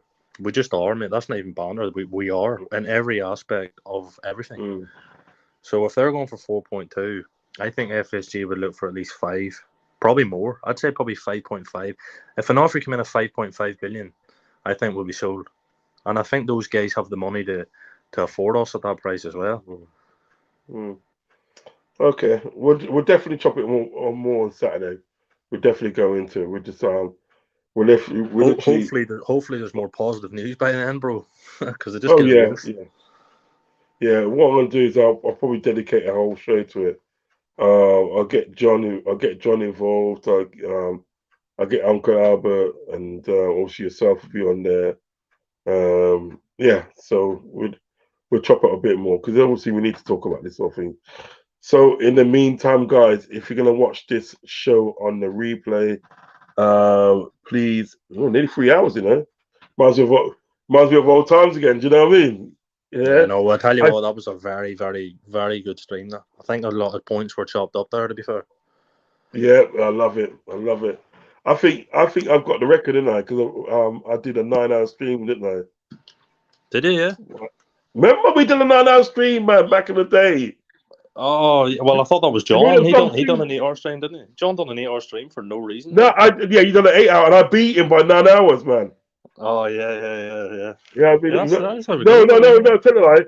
I think what it was, John did a stream and it was 7 hours or something, 7 hours and something, yeah, and I beat him with 8 hours and something.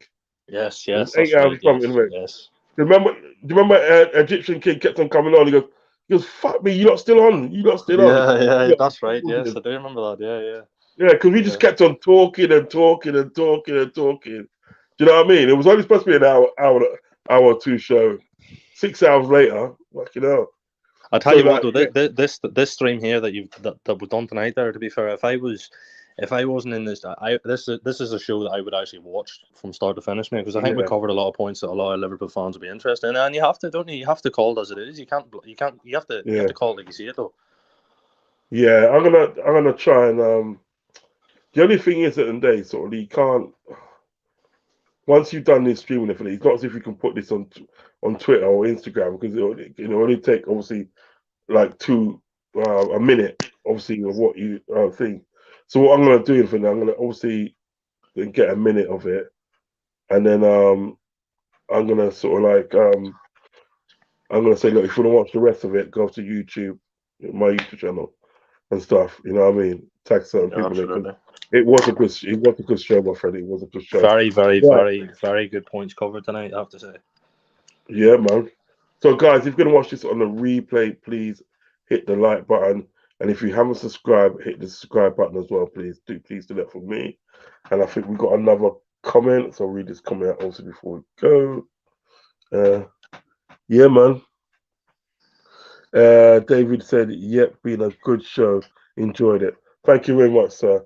Do you remember hit the notification button and be notified when we go live? Because we're gonna do a part 2 to this on the weekend and chop it up again. You know what I mean?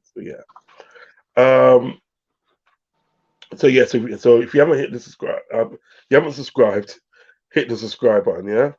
But if you have subscribed, just comment, share, and hit the notification button, and you'll be notified anytime I go live. And So on tonight's show, you had Glasgow Red TV. He had to nip off his some family business he had to take care of. So he had to nip off. You know what I mean? So I don't know. I'll drag his cheating ass back on this here again on Saturday. Uncle Albert came in as well. Big up Uncle Albert each and every time. He came out and gave some good points on the situation with Liverpool. And the man himself, Kieran, has been here from the start. Bro, thanks for having me, brother. It was a good show. I Oh, enjoyed it. listen, you are welcome anytime, Kieran. You know that you're welcome anytime. You know what I mean, to be on the show because you know, you do give like a very, very good insights on football. So yeah, we'll be here, and this is like Anfield Uncle Rodz. And remember, you can catch me on Instagram, Anfield Uncle Rodz, and also on Twitter as well, Anfield Uncle Rodz. Yeah, so yeah, might be a show tomorrow, but stay close to the socials to actually find out if there is. Do you know what I mean? I got nothing planned as yet, but sometimes you know it is. Sometimes you can just spare the moment, you just do something. So yeah, guys, I will see you tomorrow. Thank you guys for watching, and you know what? Peace, and I love you guys. Peace out. Peace out. Peace out.